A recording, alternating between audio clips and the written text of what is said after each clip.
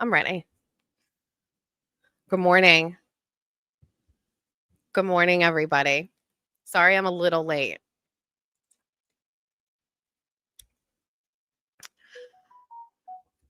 Good morning, besties.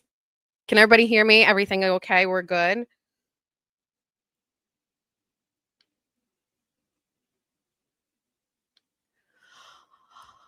All right, let's take a second. We're going to make sure, if you could do me a favor, if you could share this, that would be great.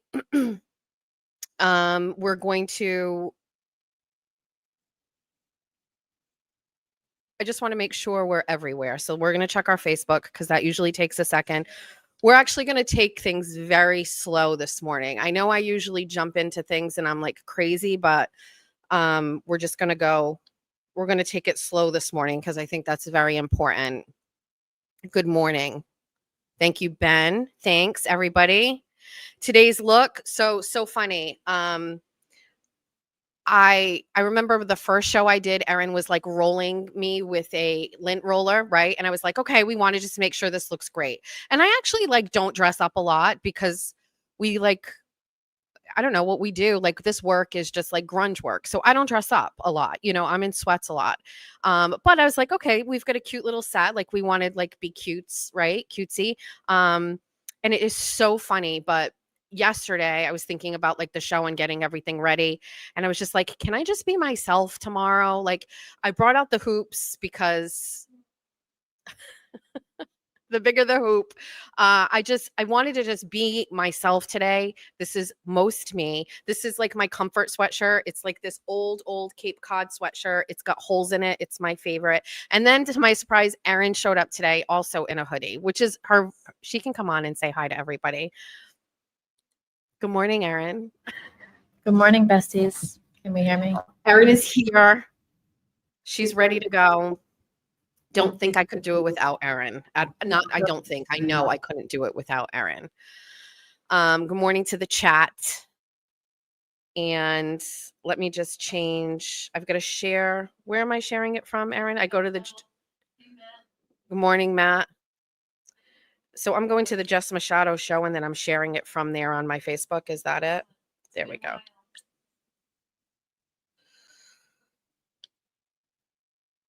Well, I grew up in Fall River, and so if there was ever a problem, I remember.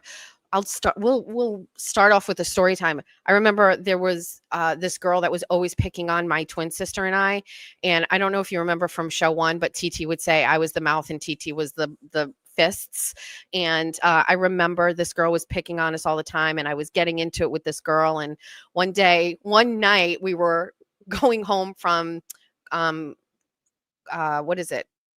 Not confirmation. Yeah, confirmation classes at the church. And we were going home, and this girl was like had been constantly bullying and I mean, like, I'm not talking like 2025 bullying. I'm talking like 19 like 90 89 bullying. And anyway, my sister Jamie, who again comes and saves the day, goes, hold my glasses and hold my earrings and give me a scrunchie. And then that was it. How we handled it back in the day on Maple Street, walking back from First Communion classes because we were Catholic school girlies. All right. Before we do anything, wait, everybody shared, right? Everybody shared this post. Everybody's here. We've got people. Good morning. Okay. Nobody's bullying me. That doesn't happen. You can't bully somebody in a position of power such as mine. It just doesn't work anymore. We have 2 caffeinated beverages. We have this one, and then we have a Red Bull because we're going to need a second one. Can you what's the over under on 4 hours today? Anybody want to take away? 4 and a quarter. We're going to get shut off at like the 1 hour mark. We're going to talk about the bigger issue that I've been dealing with this morning shortly, but I don't want to miss a couple of other things. So before we do anything, Erin, can you play a video for me? Oh, I can. Thank you. We're going to just play a quick video, and then we are going to go right into show and tell. Good morning. I feel like I need to stretch. Oh, this is a good video. Massive. No, I get. So I see. Down on the plantation. Well, I see what you're saying, and I didn't know. Like, yeah. So what you're saying is sort of this thing where they become, and I think Mitt Romney's the easy example, where they sort of they like the fact that whoever Maureen strange new respect. Yeah, Maureen Dowd writes an op-ed about how thoughtful you are, and then your world opens up. That kind of thing.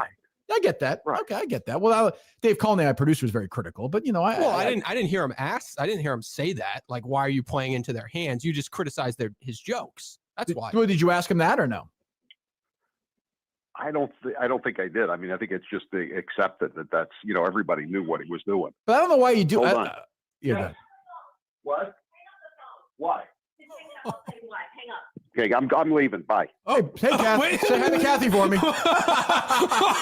What the fuck? That was Dave, we said live to tape, correct? You did. That is a perfect insight into the woman I dealt with. Whoa. See, what did I say? What did I say about Howie? They're always very good to you. And how was he right there? It was very good to you. It was great.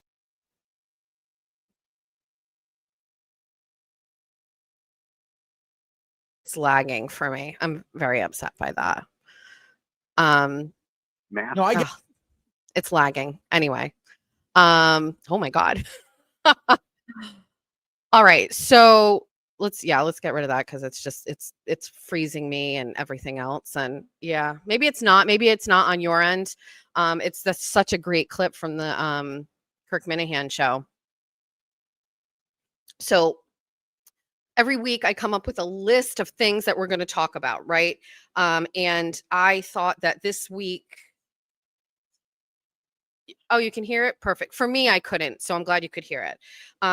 So every week I come up with, this show is still evolving, right? So we're not sure if this show is a chatty show. We've talked about doing a Bunny After Dark show on Wednesdays where it's just a little bit more casual.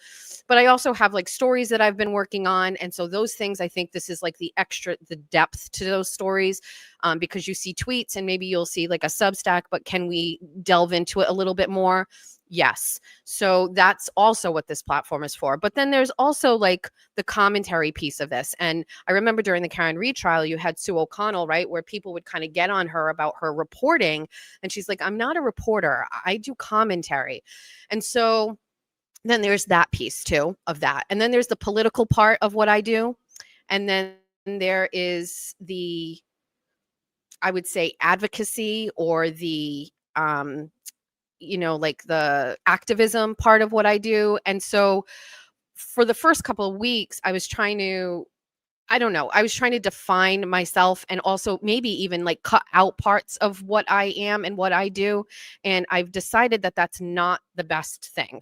I think the best thing is to do exactly all of it. I can be all of those things. I can have an opinion on the work that I write. I can authentically investigate the Bethesda House and then give my take on it, like a commentary take on it. Why can't I do that?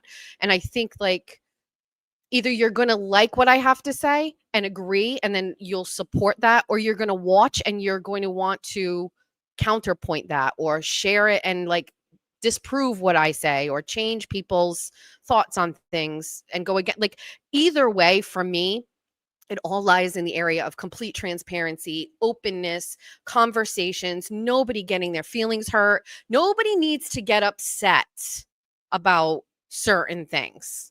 And maybe I'm saying that to myself because cease and desist letters at 8:55 a.m. from Kathy Carr definitely threw me for a loop, but only for about 2 minutes. Rebounded really fast. So I just want to say hi to Stacy Face. She is one of our advertisers and she's in the chat and she called me Sunshine and it's like, hi, good morning. Let's do our sponsors first. So let me just finish by saying that I'm not going to overthink this. Okay. I also am okay with this not being what everybody else does. I'm also okay with it looking like this today and maybe not looking like this 6 months from now. There's an evolution here and I have to go by what feels right. And that is, I want to investigate my stories. I want to publish those stories. I want to talk about things. I want to give you my opinion on them. I want to educate people on candidates. I want to impact votes. I want to make change through honest reporting. And I'm also going to talk about it, and that's it. And I don't care if you don't like that. If you really don't like that, you can't even hear this because you're not watching and listening on this Saturday morning, which looks really beautiful outside. So again, if you don't like it, I would say leave, but don't. I love trolls. So I realized I was overusing my like your dad like jokes, like when somebody's just like, oh, blah, blah, blah. I was like, well, your dad doesn't have a problem or your dad is here. Last night I switched it up and I was just like, oh, I thought I'd give your mom the night off. So that was fun. Sean Hickey, it's just a fact I'm doing poorly. I don't know. We can't, Jessica Machado, don't you change it? Rights. Microphone. People need to hear you. Go ahead. All right, just use your volume. Hi, guys. I'm just asking, so you know me, the besties don't know me, but they're starting to. I am a big fan of like ignoring, just ignore the nonsense, right? You know what I mean? Because if 300 people in the chat start like going at this one, it's just that's what they want. That's gonna feed them. So I'm a big fan of like ignoring things. But my question, like your show is doing poorly. If we look back at like some of our favorite content creators that are in the same realm, how many, you know, I hate to ask it and sound fresh like this, but like how many views did their first episode get? We launched from a different position. Like we launched with a base. So I don't. Are these numbers poor for your first 5 episodes? I don't know. So we don't really know. So I have like a really great group of friends. Erin is included in this, but they went back and I was like, is this okay? Do we think this is great? And they went back and pulled a bunch of content creators and looked at their first shows, and you can see their growth, right? And it starts off very low, a couple hundred views, and it just goes. I came in this in a very different way. I came into this with a platform that was rooted in work and my writing. And so transitioning over to this content creator space, it definitely gave me an advantage where I don't have to look at 200 views on my first stream. I got 22,000. And that was my first one. And that's only YouTube views. And people can look at this and say, well, it started off strong and it's not. I just want to let you know that's not how I look at it. I look at it as everybody was going to tune in the first day to see what it was about. And there are people that are going to drop off and say, that's not for me. And I feel like where I'm at, I mean, I don't really look at the numbers that much. I look at what I'm doing and do I like it if I go back and watch it? And I have to like it when I go back and watch it. And so I didn't like that I was all dressed up. Sometimes I like to be a little bit more casual. I didn't like that. So I changed that this week.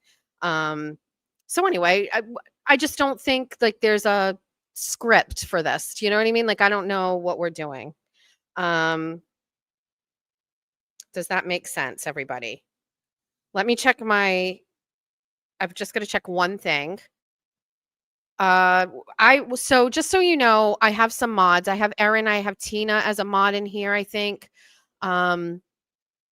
Matt Preble, last summer, did you catch a fish? I did not.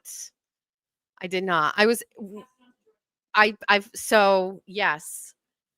So, I do. So a couple years ago, I was really into fishing and learning how to fish. My dad passed away. I inherited all of his fishing poles and I didn't know how to use them. And I went down to the dock where I live and there's just a bunch of old timers that fish every day. And I brought my fishing rods out there and I was like, can you help me? And these 2 men taught me how to put the pole together and do everything. And then taught me how to cast, taught me about bait. And I was really into it. At that time, I was working at WBSM at night. And so I had my days free and I just, I tried every day and I got a fish hooked on and I lost it as I was reeling it in. And I had, guys on the side of me pulling up striped bass that were in the slot too. So they were like keepers and, I watched with envy and I never caught one. Last summer, I only fished a couple times. My kids bought me a brand new pole, went to Bass Pro Shops. We got the stuff. And I have not gone out once this year. But My daughter, who is 16, she's a junior. She's going to be 17. She has a boyfriend, and he fishes, and they fish. And every time they go fishing, she sends me photos of her holding up her fish. So my daughter has the skill set, but I do not. Great question. I have no idea. Well, listen, we have one. I don't know how to click on it here. We have a member, Joanne Lindner. I don't want to say it wrong, but it's a new member. I think I'm not really sure. That is all new. So maybe besties in the chat can tell somebody else. We're working on it. You guys know we're working on it. So I made memberships the other day, and I made them in like bunnies. Like it's a little baby bunny, and then it's I don't know. We're working. I'm trying. I also want to give a shout out to Melanie, by the way. Melanie Gore is not here today, and I miss her being in the chat. I think she's going to watch a football game, and so we don't have her today, but she'll watch it on repeat. I just want to say hi, bestie.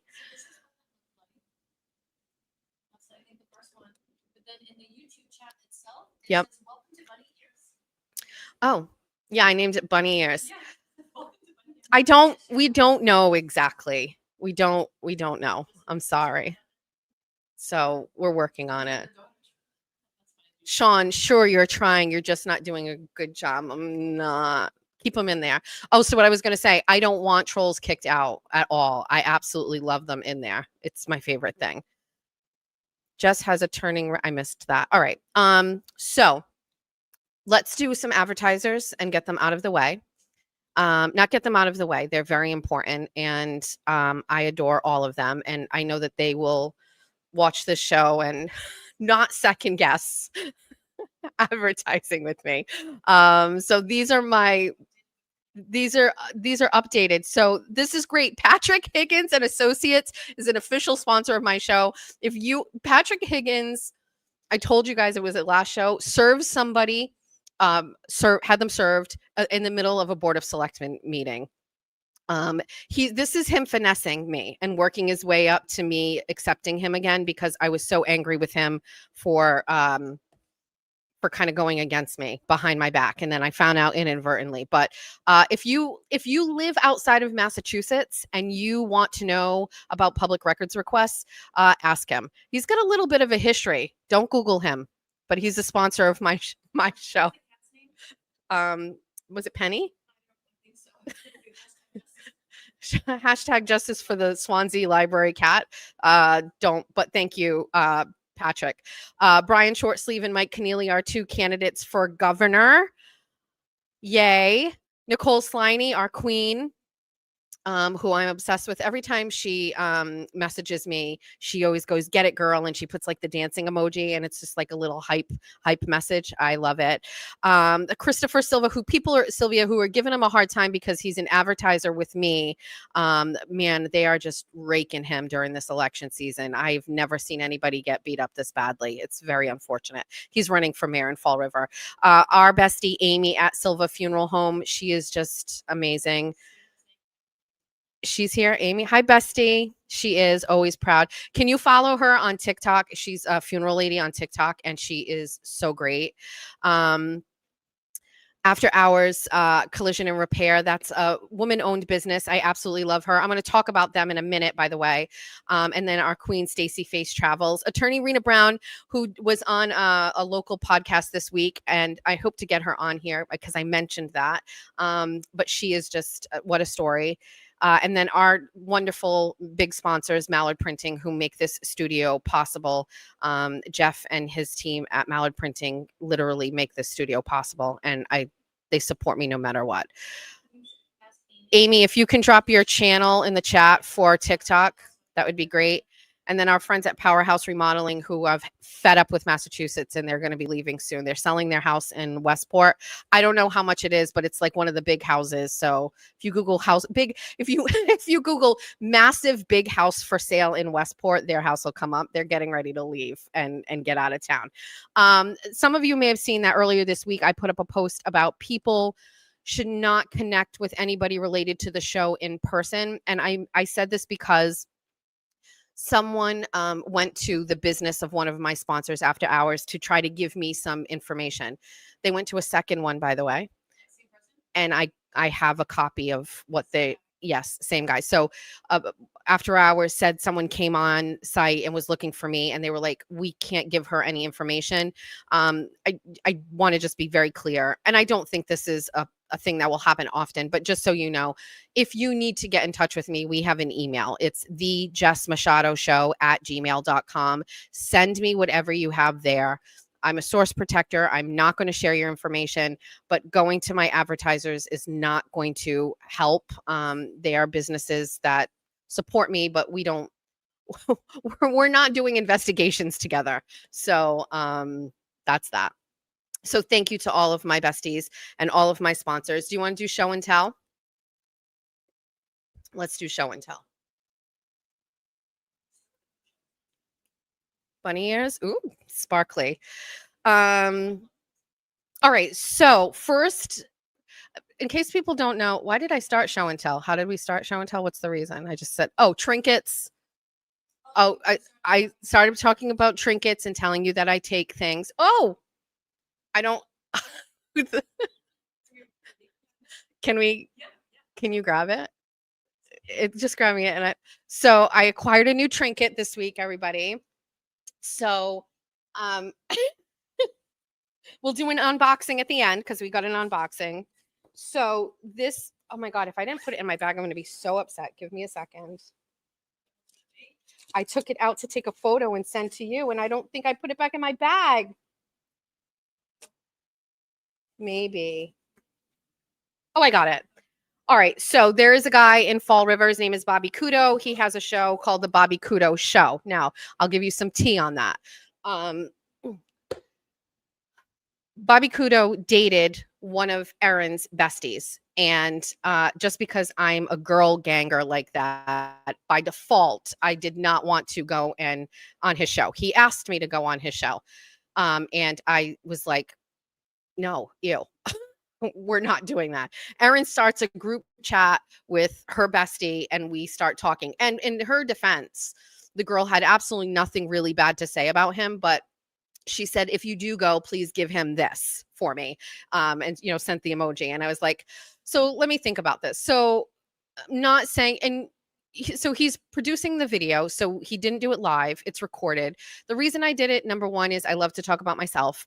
Number two, I don't ever really have people asking me questions. I'm always the one asking questions. So when he was like, let me ask you questions, let's talk about you and your career. And I was like, yeah, I like to talk about that. So he had me go to the studio this week.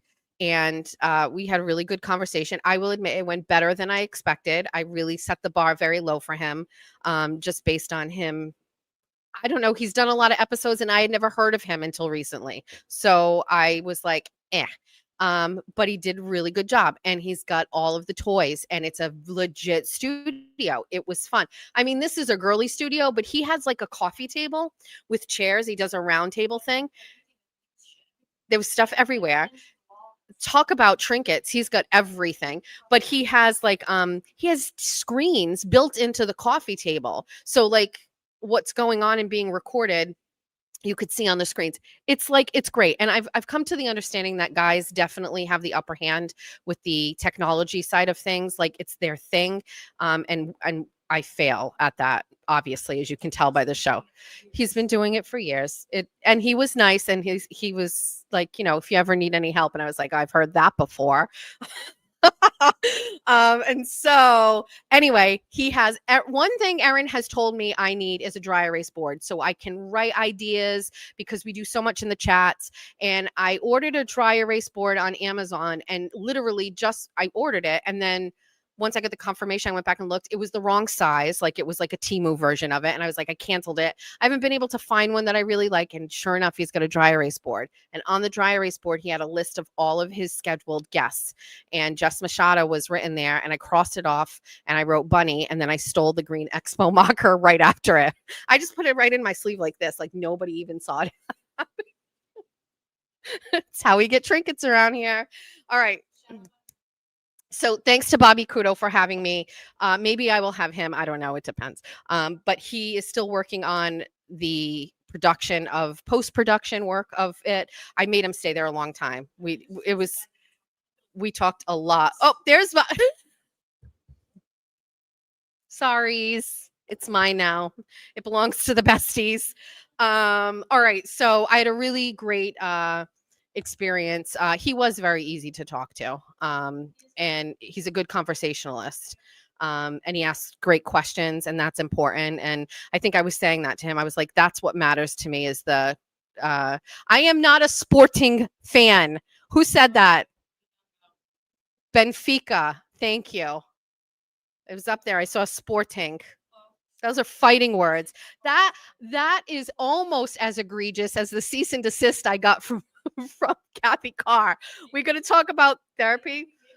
Poor Bobby. So poor Bobby Kudo is like talking to me about like, all of his issues and the things he's going to work on. And I'm just like, therapy? No. And he's like, yeah. And I was like, absolutely not. Like I have a whole take on therapists. They are just regular people. They're just like you and me. They have the same problems you and I have. And look at all my Benfica. He's just SOB. That's it, everybody. Okay, so anyway, poor Bobby Kudo is just like, yeah, I've really had to work on myself and go to therapy. And I'm like, no, you don't. And he's like, yeah, I'm really like my therapist. And I was like, yeah, no. I was like, what if he like decides to move away? And he's like, I would go find him. And I was like, well, what if he doesn't do this anymore? And he's like, I don't know. So it was really poor Bobby. I just don't think he knew what he was getting himself into. So, all right. So anyway, when the show is ready, I will share it. If you are not following, do me a favor and go follow the Bobby Kudo Show. He is on X. He is on Facebook. And he has been doing this a while. He's on YouTube. But I love that he's capitalizing on the political arena right now in Fall River and giving these candidates a platform to go and talk and stuff. It was it's a smart move by him. Smart move. All right, let's do show and tell. Before it's part of show and tell, I'd like everybody to give a very, very warm welcome to the brand new baby. We got a new phone, everybody. This is, if you know, we don't use clouds. We don't keep any things anywhere. We just upgrade our phones and then we keep phones. So this baby is now going to be moved over. Well, not moved. We're done. You're going to be in retirement. This one's going to witness. This one may go in the river today. I got a cease and desist today, so this one might be going right in the Taunton River. But at the end of the show today, this one is going away, and we have a new one. This isn't an iPhone. This is just like it's a Galaxy, whatever. It's a big upgrade for me. But we're starting with a clean slate. Clean slate, everybody. New phone on the most appropriate of all days. So that's my first item in show and tell. Next item in show and tell. It's so funny. We don't talk about what I'm doing for show and tell, but Erin and I both showed up with books today. And I think that's so funny because it just shows like, I don't know, our vibes and what we're thinking.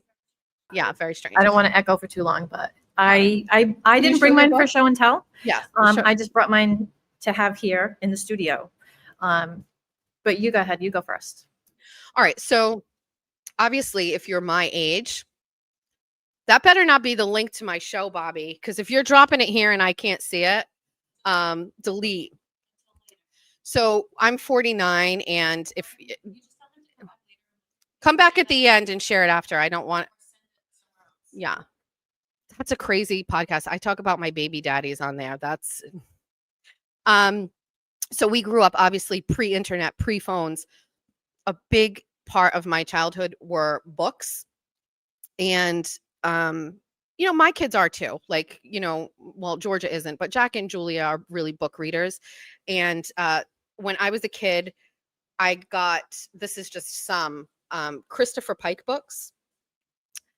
These were like the biggest thing to me. So Scavenger Hunt, Fall into Darkness, Witch, Give Me a Kiss was my first one.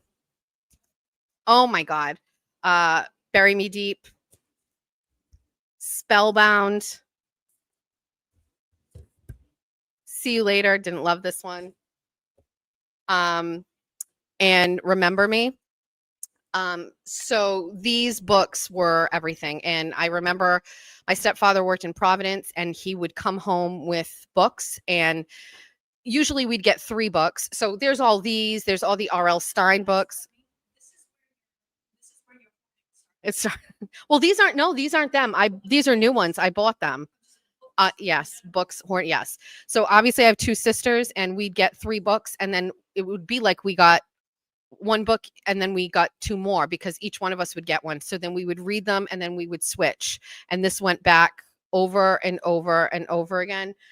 So these R.L. Stine books, these are just life. And they were all about, and I always remember I was a little bit younger when we started reading these, but these were about high school kids or kids that like were out of high school and they had so much freedom and boyfriends, and I didn't get to have any of that. So these books were everything. And so during COVID, when we had all that stimmy money, I know some of you spent it on whatever. I spent it on finding things that reminded me of my childhood. And I got there's twice as many of these. I just brought a handful of them.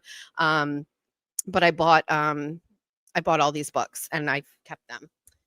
So that's my second. And then my last show and tell item today is another book. So a lot of people question about me being a Chiefs fan, and I try to explain to them that back when I was in high school in 93, 94, I started watching the Chiefs because I lived in Pennsylvania and those were the games we picked up. And this book, I remember, was one of the first things I bought when I could have a paycheck to myself. I used to turn in my paychecks to my parents and they would give me like $20 a week. But at some point I ended up getting all my paychecks. Anyway, I bought this book. And I think it was 1995. Yeah. So 1995. And if you scroll through this book, here is where your girl became a Chiefs fan. When Joe Montana left San Francisco and went to the Kansas City Chiefs. He played with Marcus Allen. Okay? It's legit. Look at this. Look. I mean, it's like, so anyway, that is my third item. I had one more item. It's over there, but I thought because we were doing books, but TT bought me a Liz Claiborne pocketbook, and I don't know if y'all knew who Liz Claiborne is from the 80s. TT, so I collect Coach pocketbooks.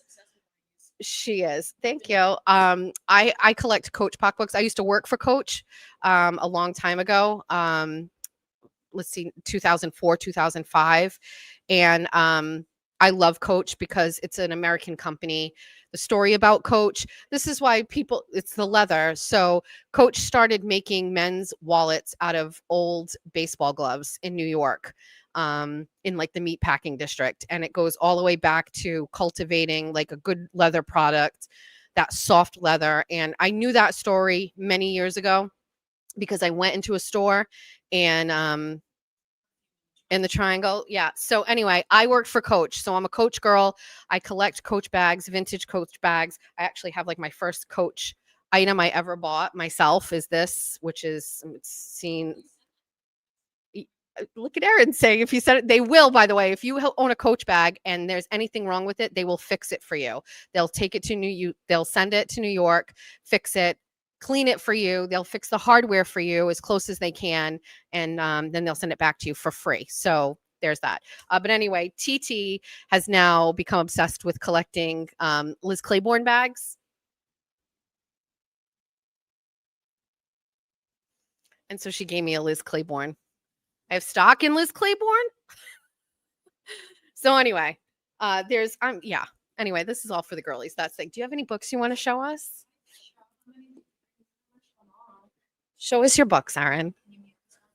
I can.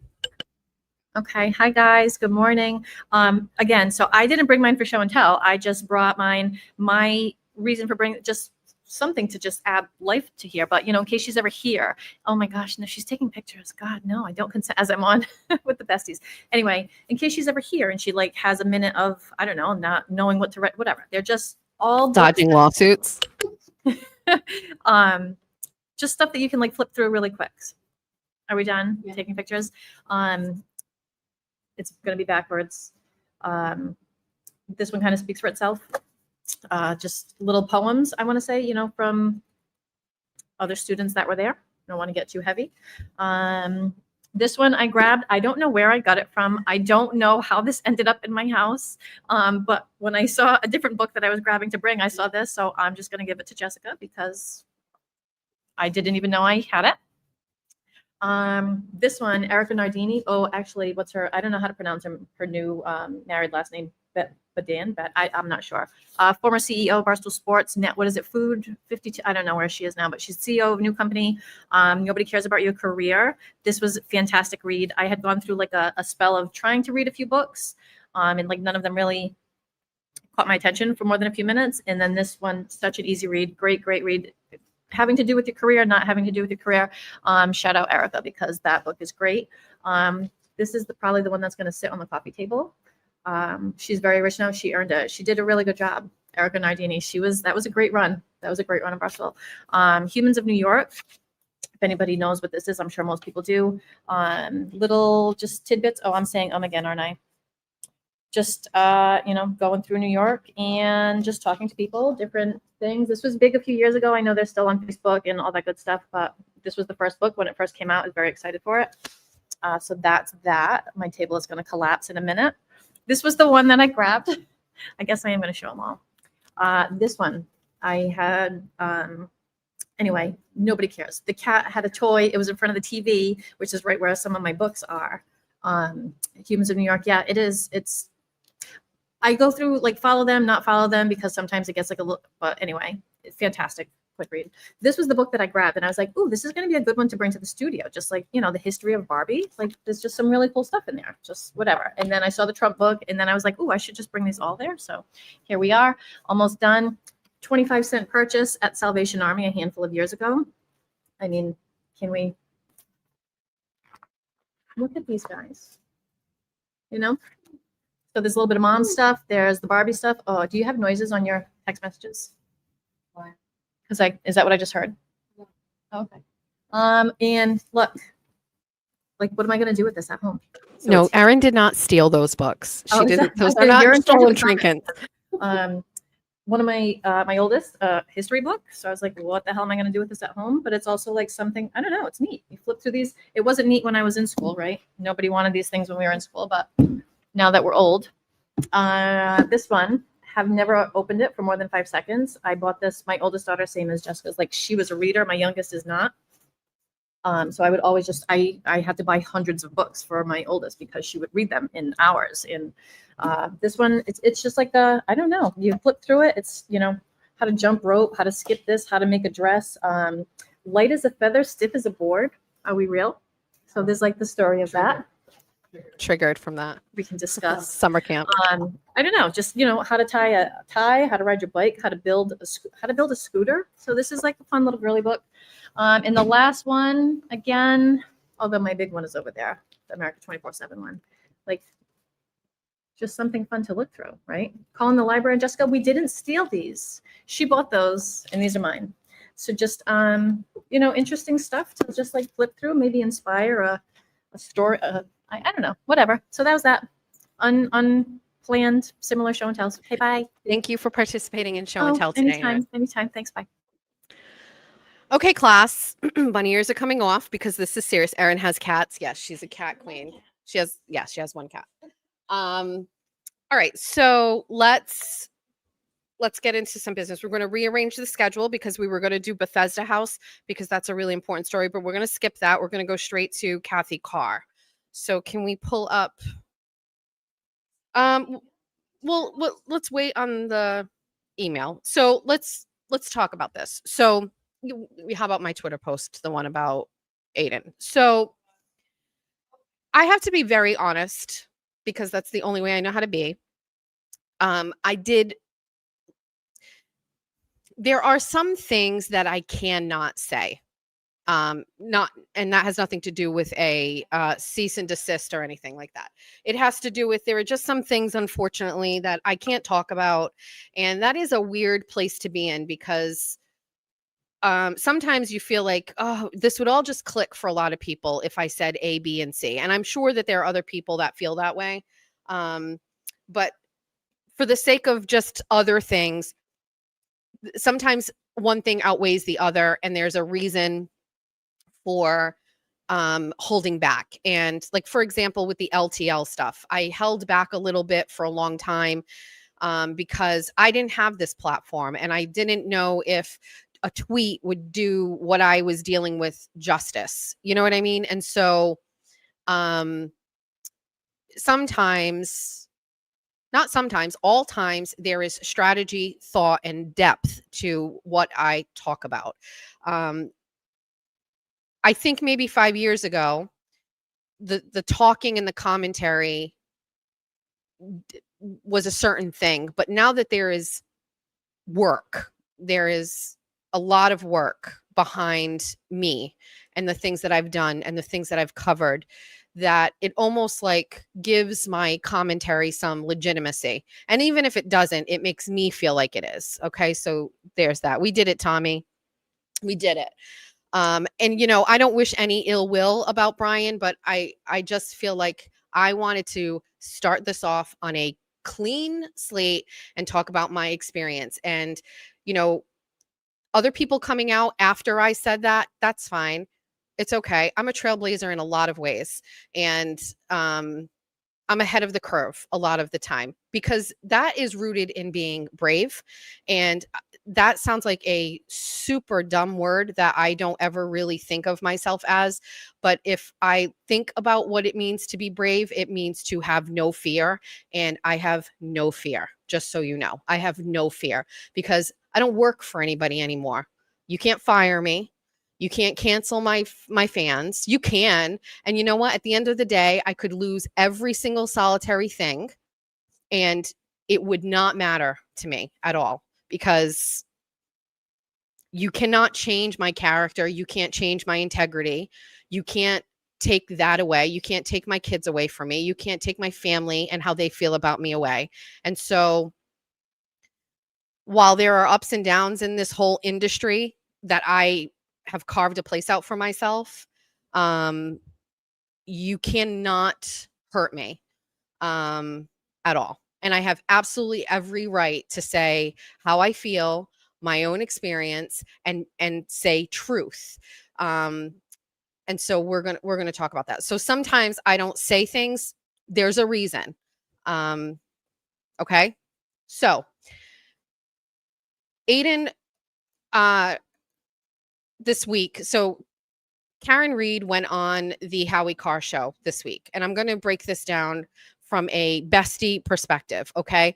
Every single person in the world who followed the Karen Reed trial has been chomping at the bit to hear Karen Reed, to hear her talk. You, me, and everybody else has been waiting, salivating for her to speak, okay?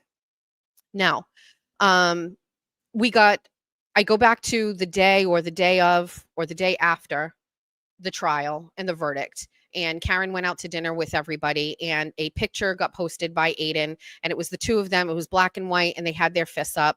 And I thought that was a great visual depiction of camaraderie, solidarity, mutual support, mutual respect. I liked that. And I think it was necessary. And I don't know how that necessarily came about, but I think it was a really great token to throw out to the millions of people that supported Aiden and Karen. But after that, we have not heard from her. We didn't hear from her on Good Morning America or the Today Show. We didn't hear her on any platform. I think we saw a picture of her on a boat or near water, and she had on a t-shirt, and everybody was like, oh, great. That went crazy. People were just like, anything Karen Reed. This is because you've seen Karen for 2 years, every day going to court, and you've heard her speak and talk about the case. And now there's a certain level of she needs to kind of decompress or whatever. But man, it's been a while, and people have been waiting and waiting and waiting. Now, Aiden had talked about her not coming on and holding out for some money. That's what I heard from him, that she was holding out for some cash, that she really was in a financial situation and she was going to wait for the opportunity to capitalize on that. And I would wholeheartedly support that. I agree.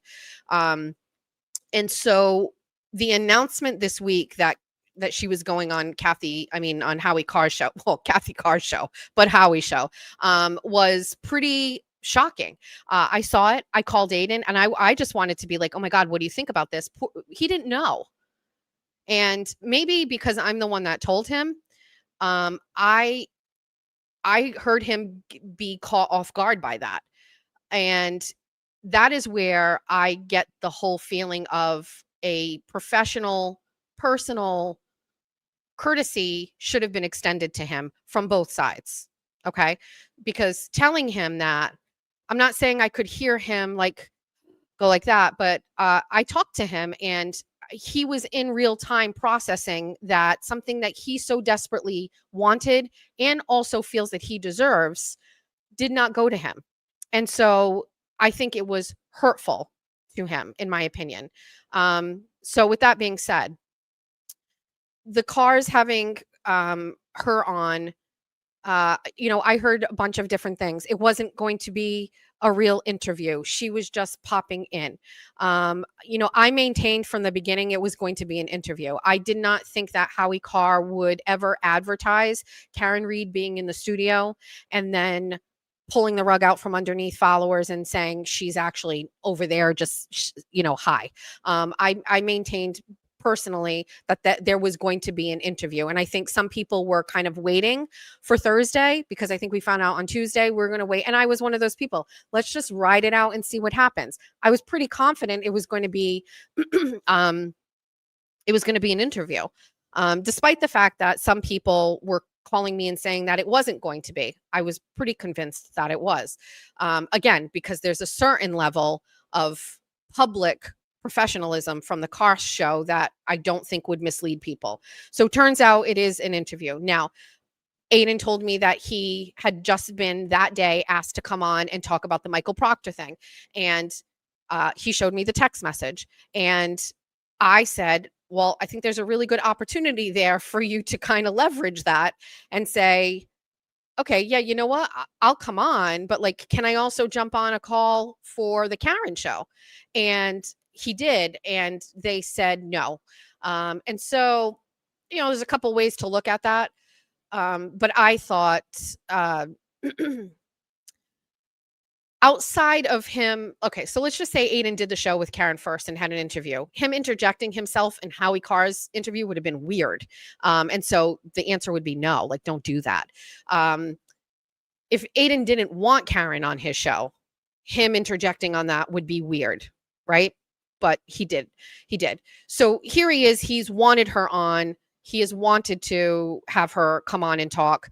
Didn't really need to be the first, I think, but would have liked to have her on. And so I guess in the absence of that, testing the waters and seeing if they would accommodate having him call in, as he has so many times, I think was a strategic good move to kind of see what everybody's cards are. And they said no. So, okay. So I put up a post about the Carr situation to give my 2 cents. Number one, I can't help that 100 or 200,000 people saw that post. I think it's because, you can bring it up. I think it's because it's interesting in the conversation and what's happening. I have my own issues with the Carrs. And did I say to everybody everything there? I didn't, but I talked a little bit about like my own take on this. I I am consistently being told there is no room for feelings in this industry. There is every man out for themselves. This is business. And, you know, I'm 49. It's never going to change. I take things to heart. I come from a place of emotion and caring and sometimes love. And I'm not going to allow anybody in this industry, however flawed it is, to like basically tell me like you can't have feelings about this. You can't care that Howie didn't pick up the phone and or text him and be like, "Hey, just want to give you a heads up." You know what I mean? You can't tell me that we can't feel those things because number one, I do, and number two, I'm going to share it if I want to. And so, putting up a post and giving this take, I didn't talk about Karen, and I'm not sure I'm even going to talk about Karen. That's a whole other situation. And if I felt like I could, in a safe place, talk about Karen's take on this, I would. I'm not going to, out of respect for Karen and her family. But I can compartmentalize this and then talk about the Howie part of it. And I felt like, okay, he was good enough to come on the show. He was good enough to give you all the views. He was good enough to give you inside courtroom information every day during trial. Fine, you guys can't get him on. Text him and let him know. Because if you know Aiden, you know he wanted her on the show. Now, maybe they don't watch him. Maybe they don't know that he wanted her on there. Maybe Howie Carr has absolutely no idea that Aiden has wanted Karen on, and the only reason she wasn't on, according to Aiden, was because of money. Whatever. I still think a text message goes a long way in this situation, and I'm not surprised that it wasn't sent to him. I don't know why anybody hasn't figured out that Aiden is also a very emotional person. And a lot of what he does is rooted in how things make him feel. And I know that this made him feel a certain way. And I think that him putting up a post about it is on par for the course with Aiden. This is what he does. He shares, he overshares. And so not talking about this would have been very difficult. He took the post down. Fine. I very rarely take posts down unless I got something wrong or whatever, which is also rare. But I let things live because it doesn't make a difference if it's down. Somebody has a screenshot within 3 seconds of me posting it, and it'll just get resurrected anyway. So I'm not a fan of taking stuff down. So this lives, and I'm fine. Listen, I think it would have blown over. And I think in time, it would have been a little bit more understanding. You got the producer of Howie Carr, though, trolling Aiden online and throwing up, looks like an interview. Consensus was an interview. And now you got your people kind of doing your troll work for you or whatever. And it's kind of a bad look. I have my own take on that. And that's that. So this is the take. Now, this is happening. And the next day or whatever, I'm on some sort of post and I see a video from Kirk Minahan that we saw earlier where Howie Carr is calling in and Kathy Carr is basically yelling at him and cucking him in real time and telling him to get off the phone and then he hangs up. That's not slanderous and that's not a lie. That actually happened, and there's a memorialization of that on somebody else's website, not mine. And so for me to bring that up, play it, and talk about it, according to my attorney, is not a problem, which I did. And so laughing about that moment on this show isn't against the law, and I can't be sued for that, according to my attorney. And so putting Kathy Carr's name on my agenda for today has caused Kathy Carr to send me a cease and desist from her attorney. So let's pull that up if we haven't gotten that. Just before showtime, I got an email And I also got this in a text message. It says, I'm counsel for Kathy Carr. It's come to my attention that you'll be discussing her on your upcoming podcast today. This is to remind and advise you that she is a private citizen, and any false and defamatory statements by you about her will not be tolerated. Please consider this a formal cease and desist notice. Regards, Brian Kelly, partner at Nixon Peabody LLP, State Street in Boston. Brian's phone number is 617-345-1065. Let's call him. It's Saturday, so he can send me a cease and desist. Is he working today? He's working today. You're working today, Brian? Can you read that number to me? 617. Yep. 345 1065. Just for my own protection, I'd like to clarify what would be considered defamatory. Sure.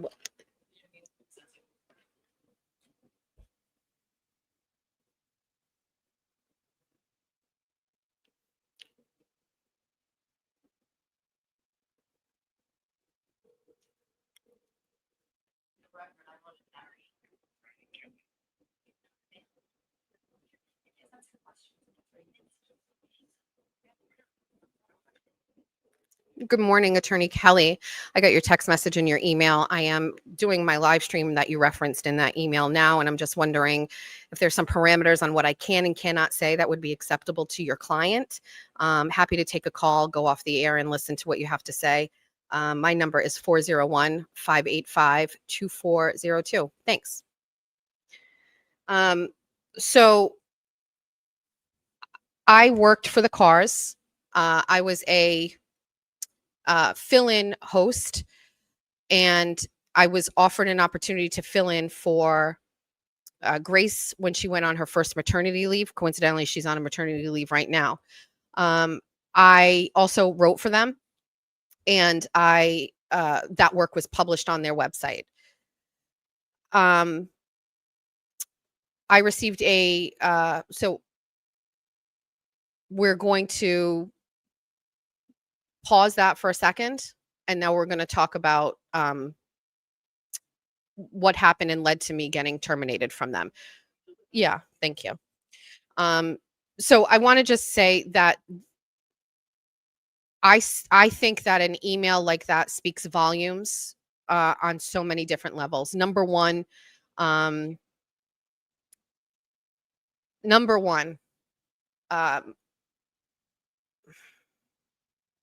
I mean, like on a scale of 1 to 10 in power, I would say I'm feeling like I'm like at a 9 today, because we've got Kathy Carr having her attorney send me a letter because she's worried about what I'm going to say about her.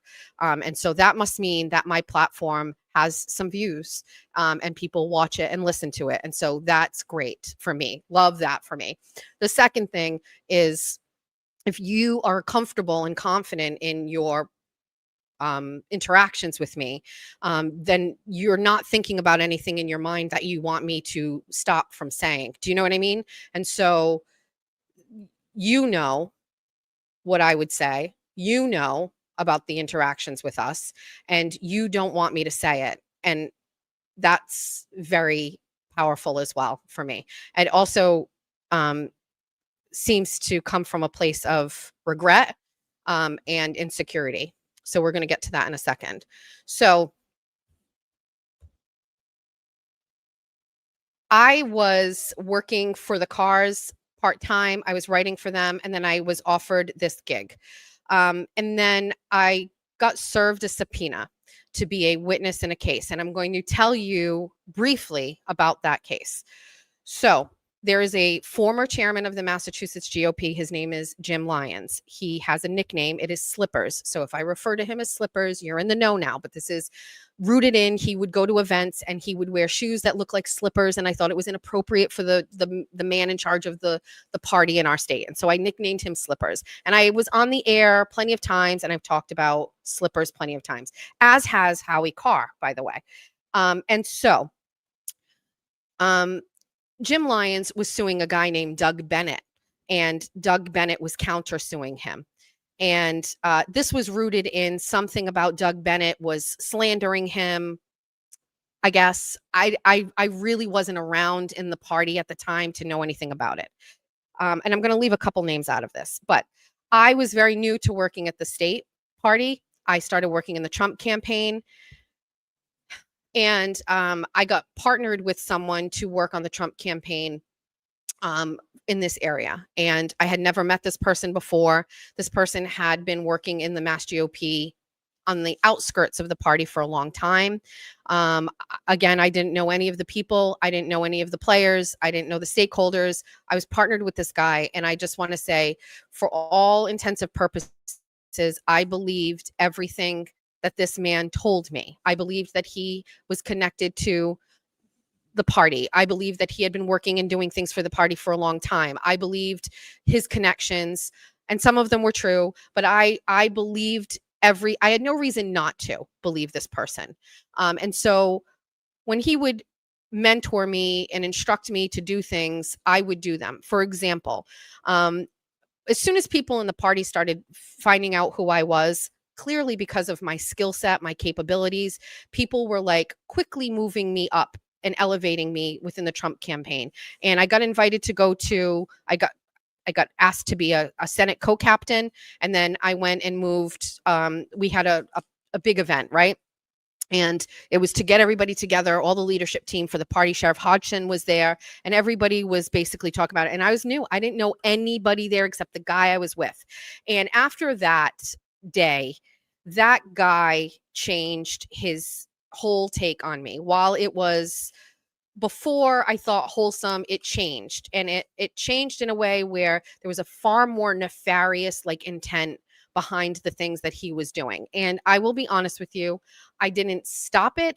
I never questioned it. And I was complacent to a lot of the behaviors. So if I got invited to a Zoom meeting, he would want me to call him immediately afterwards and tell him everything. And I was an idiot. And I was just like, sure, okay. Or you want to listen in? Okay. I didn't know the intent. And on my children, I can't say this enough, I did not know about anything. I was so naive to everything. And so one day I had to go pick up signs for the Trump campaign, and to get signs down here, which everybody wanted, I had to travel out to go get signs. And I met this guy, Doug, in a parking lot. And I don't know Doug very well, but at the time, Doug was just kind of scatterbrained and all over the place. And so I met him in a parking lot to get the Trump signs.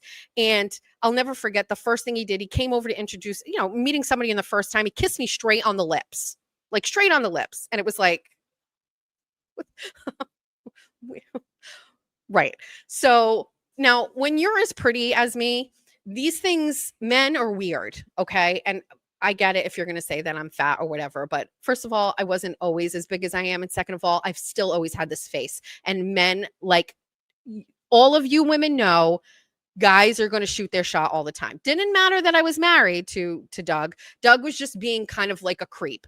And after that meeting, I went back and I reported back to the guy, and he was like, yeah, he's a jerk. And, he said something about the chairman slippers and blah, blah, blah, blah, blah. And I was like, okay, whatever. Doug comes into my inbox and is just like, we should get lunch. And then there was an event coming up where we may have to travel. And he's like, really looking forward to that. So I share this with that guy, and he's like, you've got an opportunity here. You've got an opportunity to get this guy and send me the screenshots and let us do stuff with those screenshots. Now, again, there was a lawsuit situation happening here that I was unaware about. And so there was a lot of pressure from me to get Doug to be inappropriate. And I remember telling my husband, I've been asked to do some things. And in perfect Jeffrey style, he goes, I don't want to fucking hear anything about this. I think you're stupid. Don't get involved with this. And I was like, this is for the party. These are for the people. These are people that are big in the politics in the state, because I was dumb and I had no idea, never authenticated it. It's probably why I do all my research now, because I don't want to get burned the way that Aiden didn't do his research on Lindy Gattani. I didn't do my research on this situation. And so I had a lot of interactions between myself and this person who was asking me essentially to get this guy to jerk off on camera, send me a dick pic, do a FaceTime. And I led the not Doug on, the other guy on, and said I would do that. I kept saying I would do it every time he asked, and I would make excuses, and I would say, oh, it's not the right time, or oh, I couldn't, or I'm getting there, or whatever. And there's many text messages about him asking me to do this, offering me consolation to do it, saying that I would be rewarded if I did it, and to just, do it. And I wrongfully led him on to think that I would do it. Ultimately, the pressure to do it became too much. And between you and all of the other besties here, I was never going to do that, ever. Because again, my heart and my instincts were, it was wrong. I still didn't think I was being used, but I thought it was wrong. And so I didn't do it. And then very shortly thereafter, I was retaliated against by people in the party in ways that related to my Republican town committee. And my situation with that guy turned into a big fight, because essentially I knew that it was wrong. I knew I was on the wrong side of things within my party. I knew that these were people compensation. Yes. I knew it just didn't feel right. And I had a lot of regrets. There's another side to the party, and I worked with them for the Trump campaign. And not one time did anybody on that side of the party ever ask me to do anything like this, ever. Nobody had any type of ulterior motive. Nobody was trying to do anything. And if they were, nobody ever asked me. I was not privy to it. I wasn't part of it.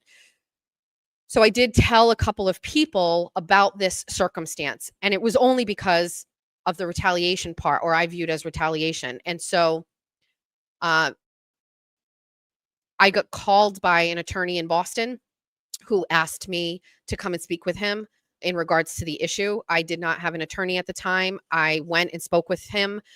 He asked me all of these questions, and it was the attorney for Doug. And I was as open and honest as I possibly could have been. I was scared out of my mind. I was very worried I did something wrong. I thought I was Googling if I was in trouble for conspiring to commit a crime. Like, could I get in trouble? Was I, you know what I mean? And the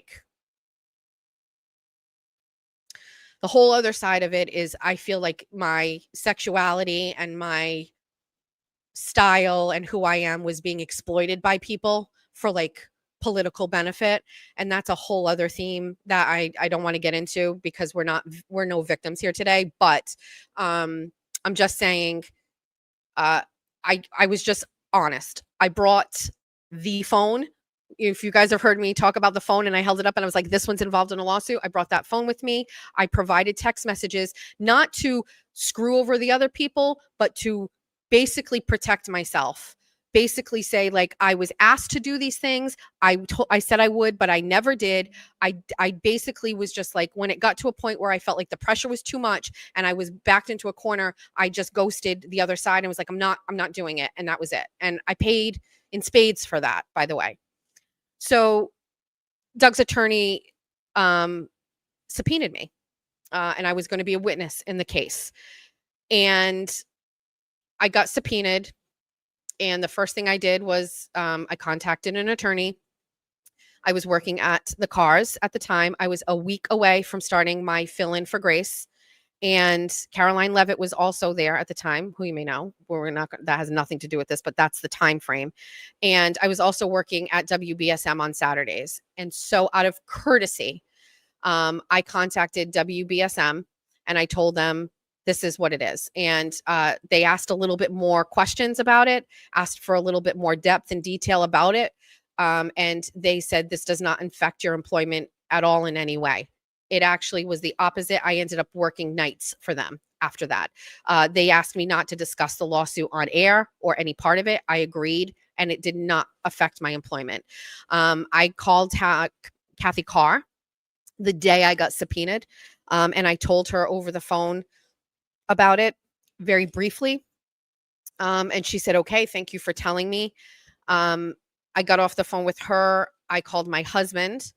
And then I got a call from Kathy Carr shortly thereafter, and she told me that she was going to let me go.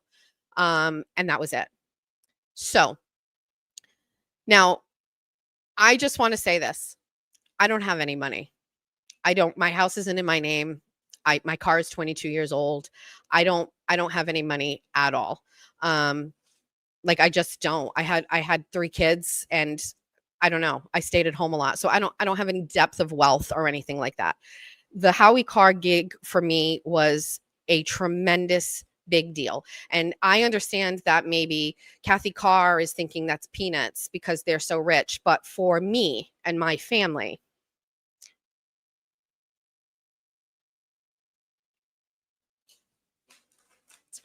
it's a really big deal.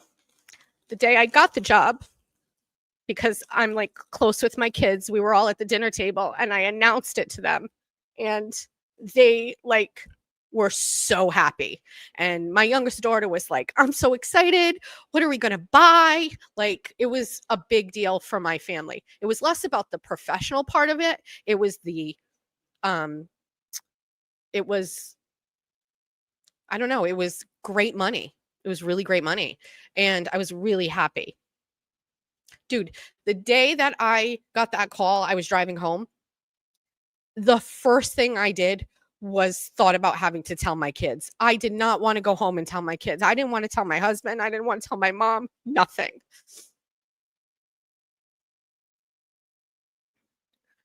And I didn't really get a big explanation. She just said, because of this situation, we're going to have to like not move forward. And I didn't sign a contract with them. They were under no obligation to keep me there, but I didn't think that I did anything wrong to deserve that. At that time, all I was thinking about literally was my family and my kids, right? And I will tell you that the reason I'm upset and the reason I'm crying is because when I did tell my kids, my daughter cried and was so sad. My oldest daughter was so sad for me because she looked at it as like a professional thing, right? And my husband didn't understand it. He encouraged me to call them and to try to talk it out. I didn't do that. And that was it. I was really, really upset. And I feel like certainly they have whatever their reasons are, but they were never explained to me. And also, I didn't think it was fair. I thought that I was really good at what I did. I had also been writing for them, and I had a bunch of work. And they ultimately took that down from their website. And I didn't know about that, but I had sent a resume out with links to my work, and they were dead links. I was informed that and when I went back and looked, all my work had been taken down. So I didn't even have the catalog of the work that I did with them. But in the absence of that and whatever, people started to pick up on the fact that I had announced this job. I had announced it. And then, haters and trolls had picked up on it and were like, how come you're not working there? Why are you not with the Carrs? And I think I did a radio show at WBSM, and I said, listen, I got let go. And in all of the time I was on the radio, in all of the shows that I did, I never said a word about it. I never talked about it. I think maybe I talked a little bit about it, but never really got into depth like this about it. And for the past 2.5 years, I've had to allow people to make fun of me for getting fired. Like, if you get fired from a job, like, it's because you did something wrong. Well, I don't think I did anything wrong. Anything. The worst part about it, that lawsuit got dismissed. Nothing came out of it. It was absolutely nothing. Never came on it. And it had me in a stronghold for so long. And listen, I understand politics and lawsuits and things like that. That's why it's so fucking rich that I got served with a cease and desist from Kathy Carr's attorney this morning. It's so rich. You know what I mean? It's just so. By the way, for the record, Howie Carr is a very nice, kind man and never said a word about me. And this is not about him. It is about the business decision that his wife made to fire me, which I didn't think was rooted in anything that was substantial, and it really affected my life. Yeah, one sec. And so,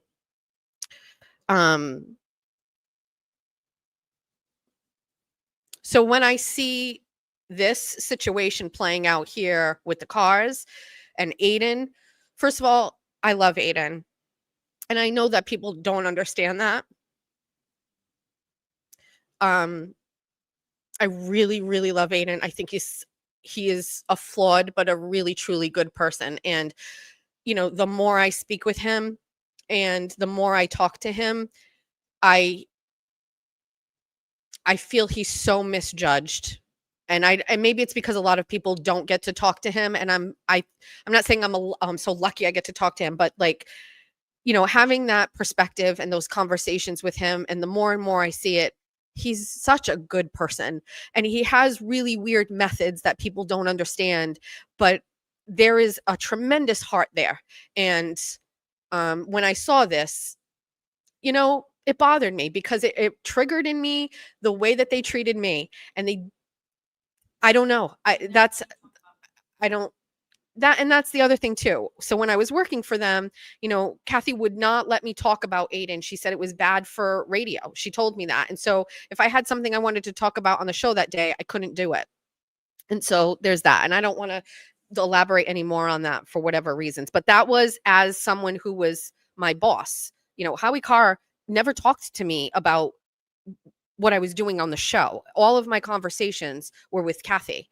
I never talked to Howie. We just would exchange stuff on air and we would talk, and that was it. My interactions with him were maybe about something going on, but never about like guidance on what I was talking about, how I was doing, what other people at the studio were doing and how they were doing. All of the business side of it was coming from Kathy Carr, just so everybody is clear on that. And so have I held on to this for a long time? Yeah, maybe today is a really great day for me to just move past this.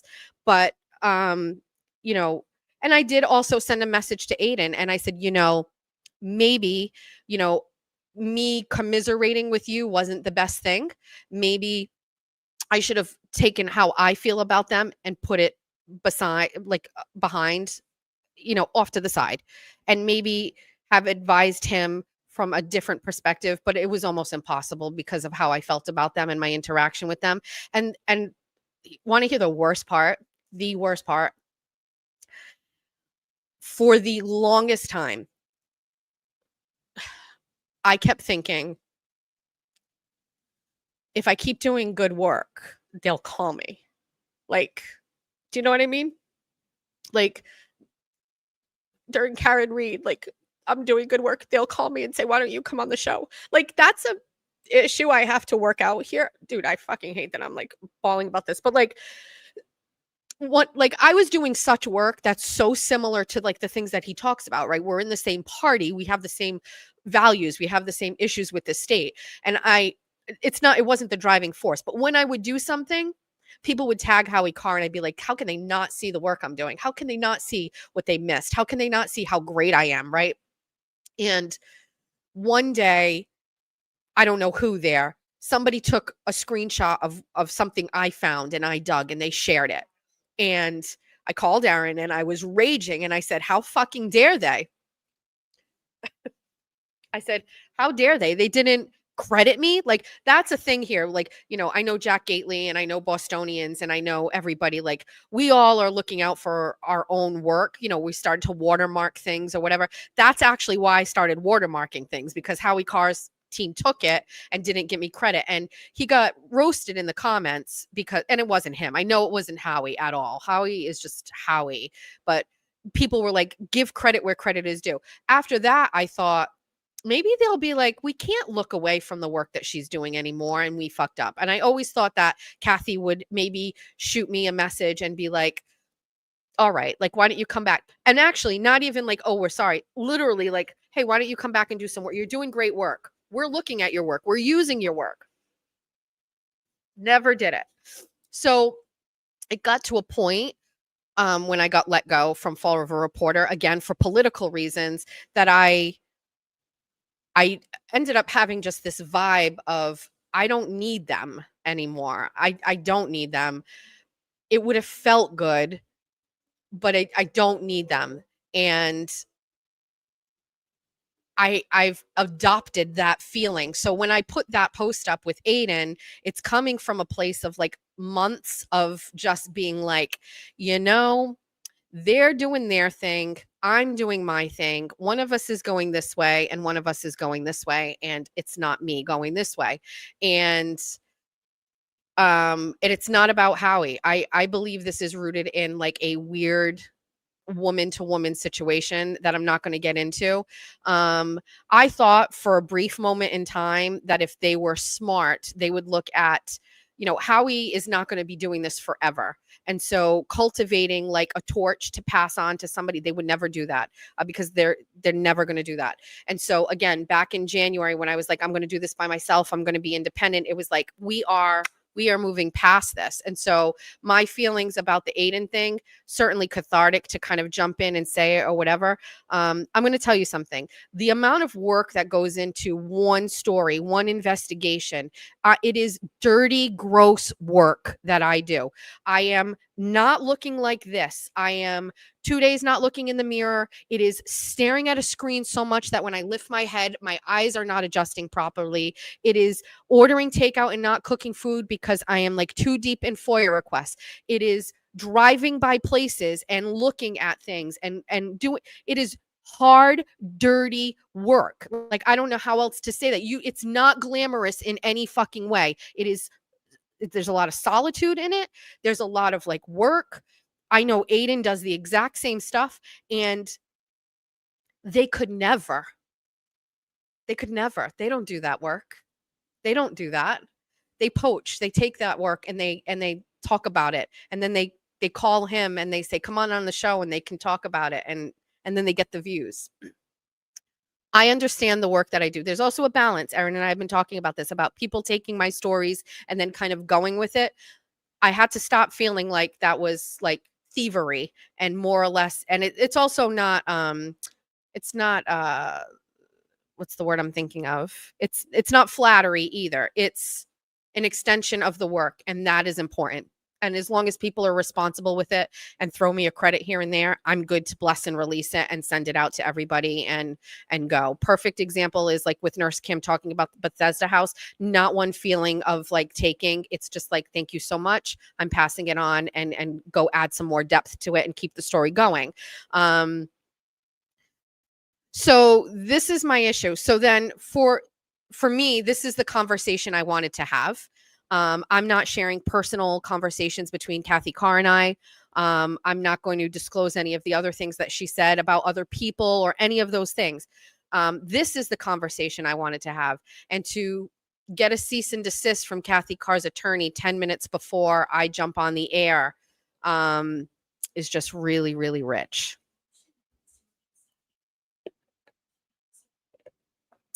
And then I wonder, did Kirk Minahan get a cease and desist from posting that video? Steve Robinson ever get any ceases and desists? I don't know. Why are you picking on me?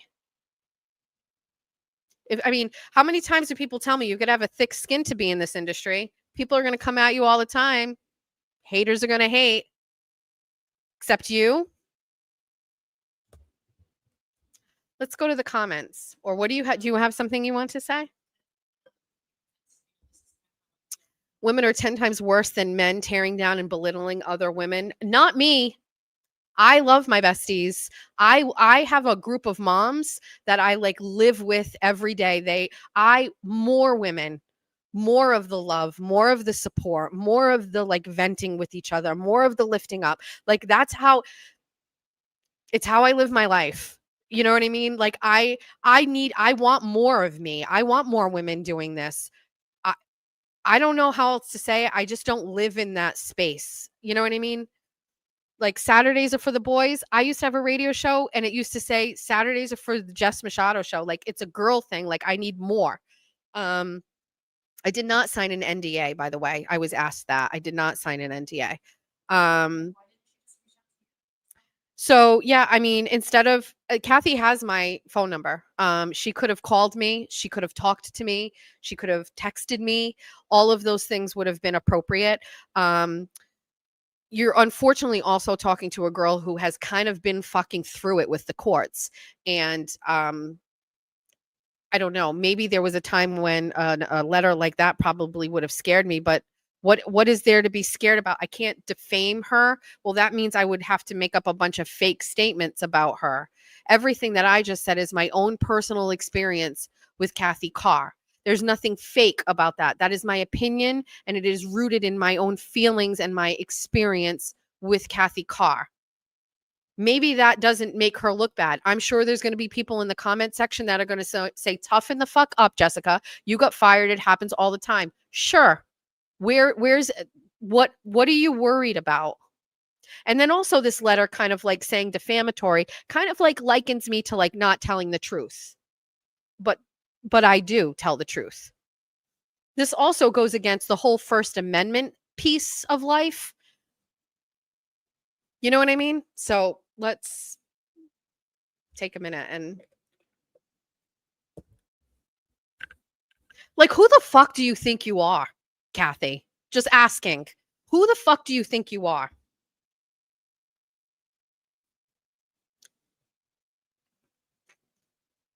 And I know you're watching.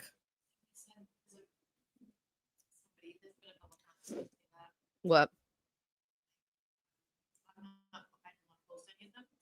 Just to add that it's like Donna, I mean Kathy, they're saying like somebody in the comments is like a fake. That's her. I don't know. There must have been somebody named Donna in the comments, and they were like, "Oh, Kathy and Donna."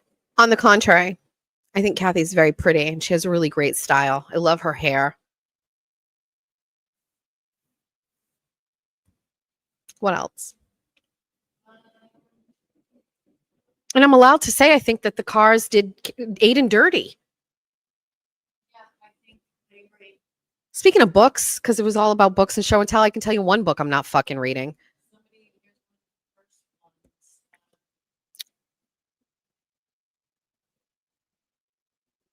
Oh yeah, I'm sure. I don't know. I mean, I don't know. I think the situation with Karen going on there's more to that, and I think that that's an emotional situation and whatever. They all profess free speech, then want to silence. They're not silencing me. Are they silencing Kirk Minahan? You know, like, I don't know. I don't know.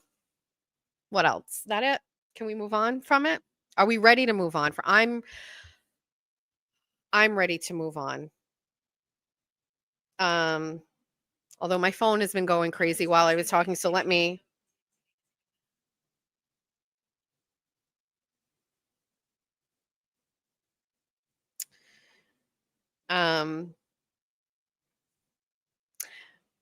My friend Phil, who's on the radio out in Worcester, he told me that a client of his saw Karen Reed, Alan Jackson, and Mr. Reed at Fenway Park last night. Happy some normalcy in their lives. Love to hear it. Hold on, I have a bunch of emails. I'm just wondering where these are from.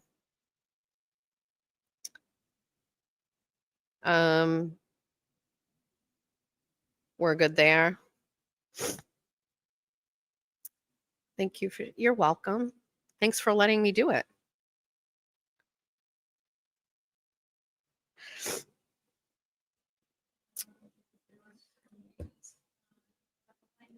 All right.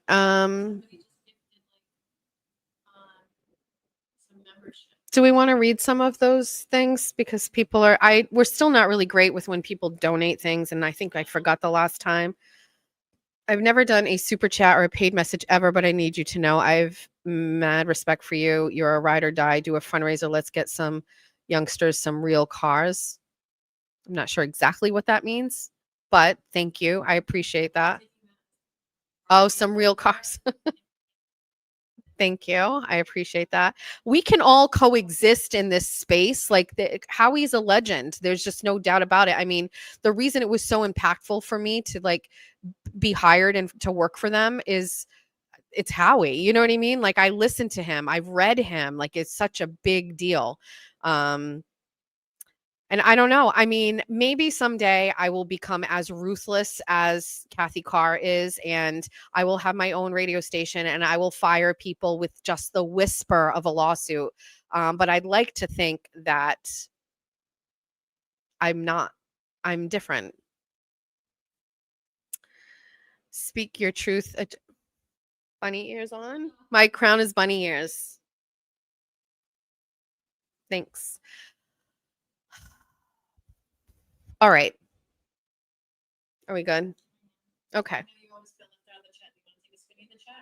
If I start scrolling, it'll literally like do this.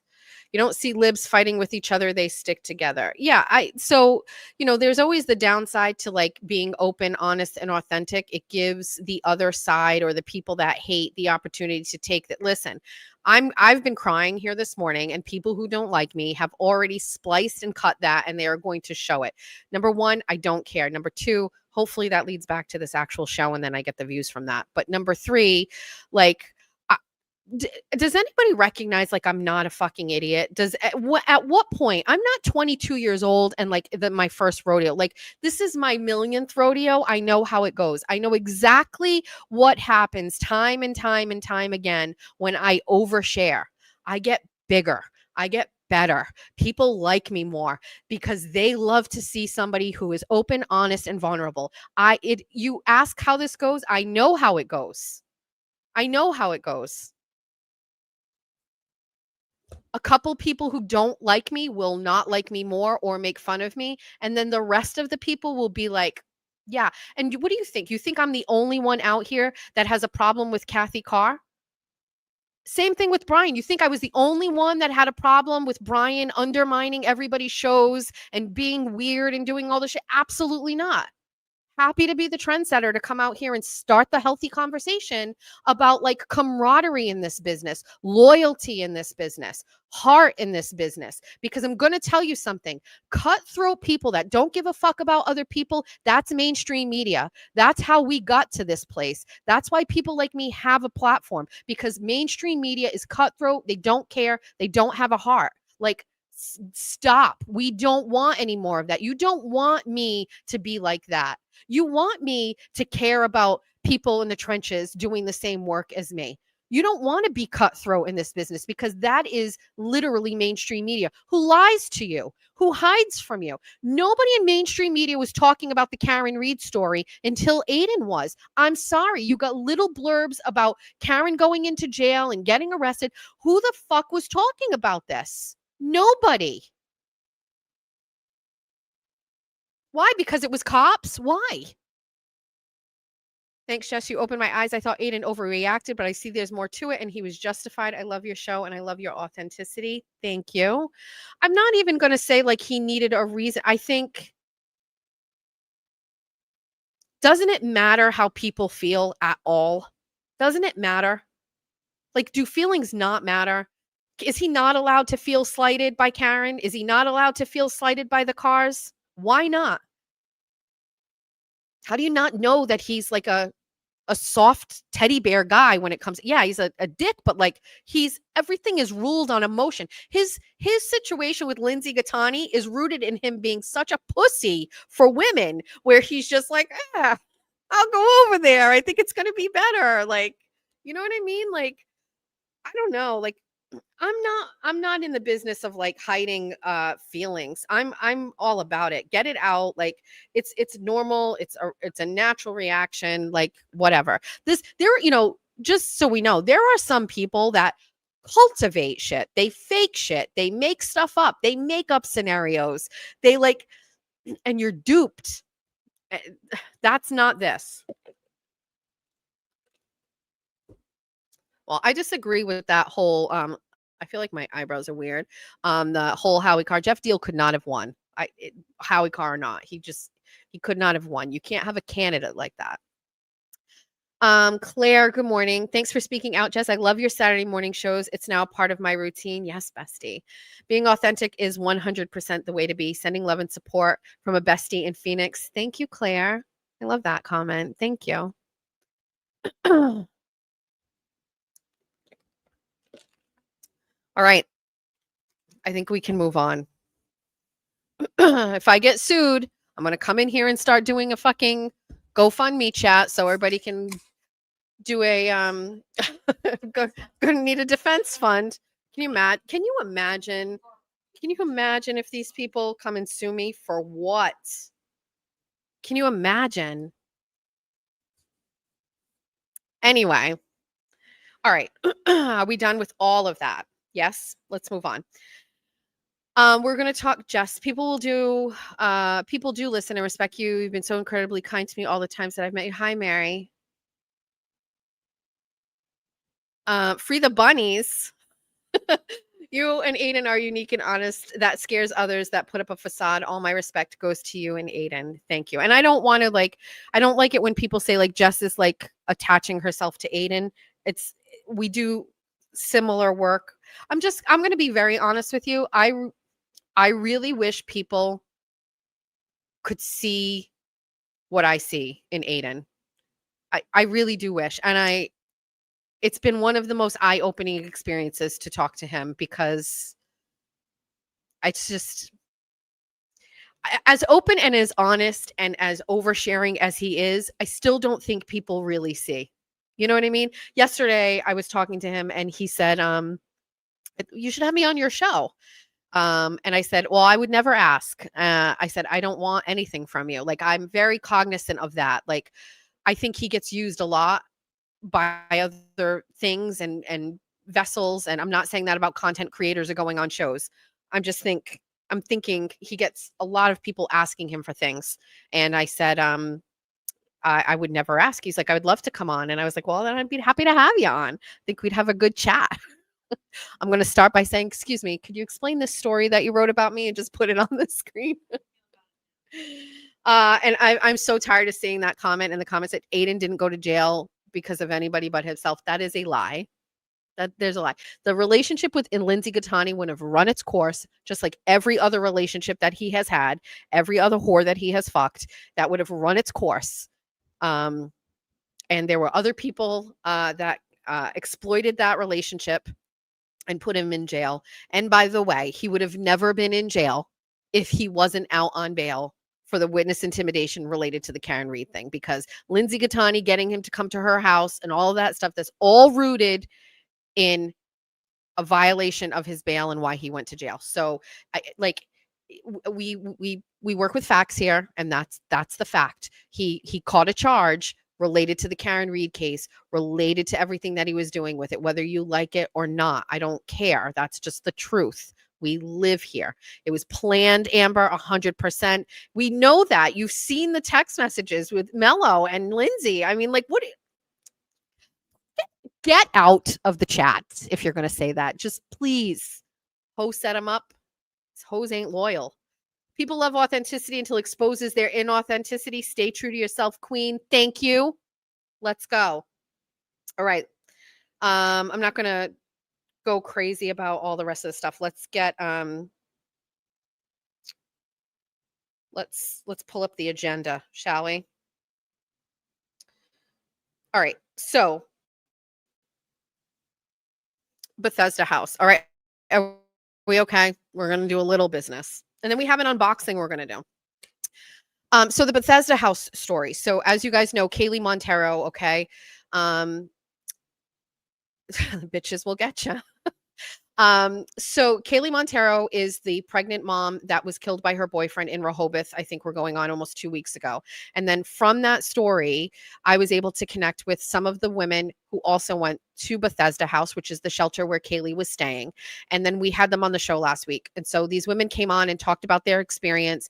They talked about what happened to them at Bethesda House. And if you watched that show, it was pretty emotional. We had some women who felt very compelled to speak their truth about what happened, but it was difficult because it was not good.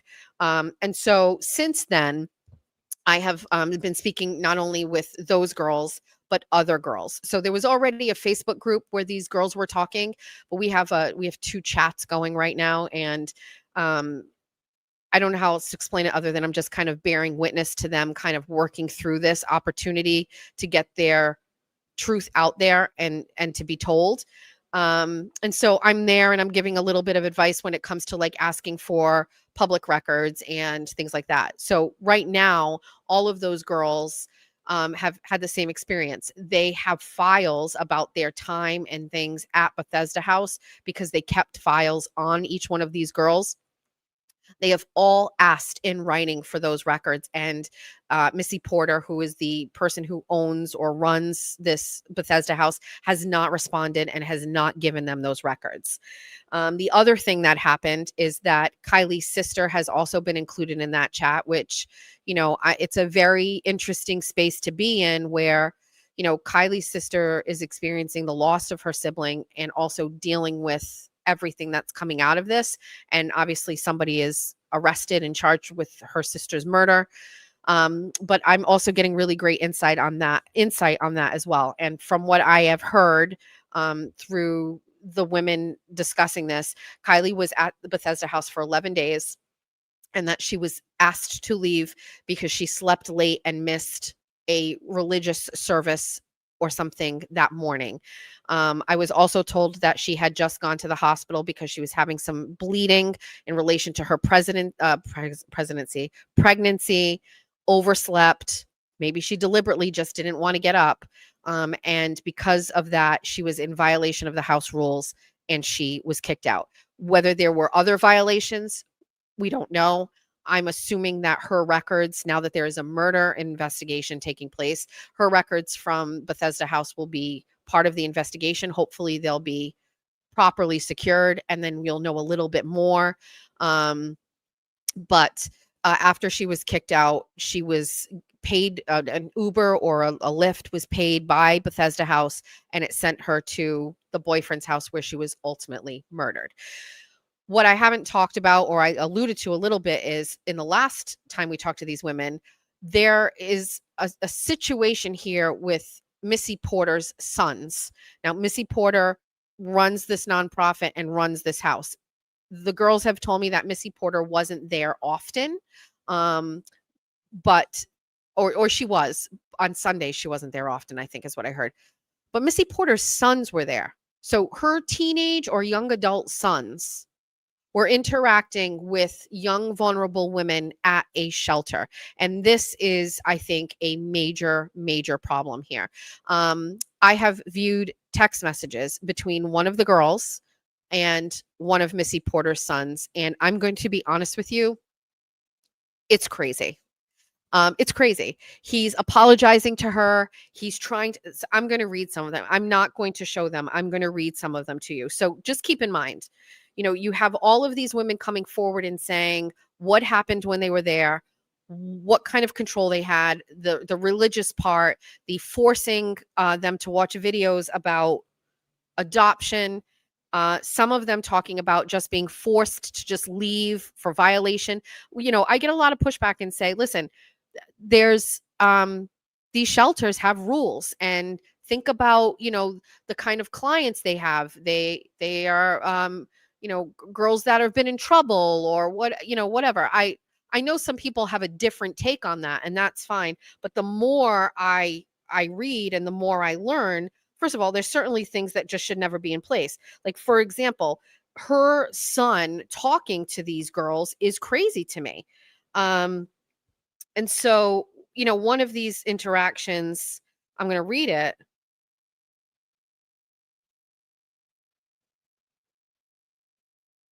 It says, oh my God, is this? So this is Missy Porter's son talking to one of these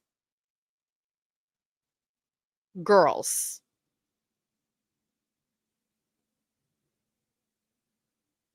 Maybe I'm going to not read this. I think we're going to share it. The takeaway here, I'm just thinking about something here. There's an issue with that. I can't share it. I have confirmation that her sons were in relationships with women in the house. And that just seems to be a big red flag. And what kind of supervision and what kind of house are you running where your own sons are preying on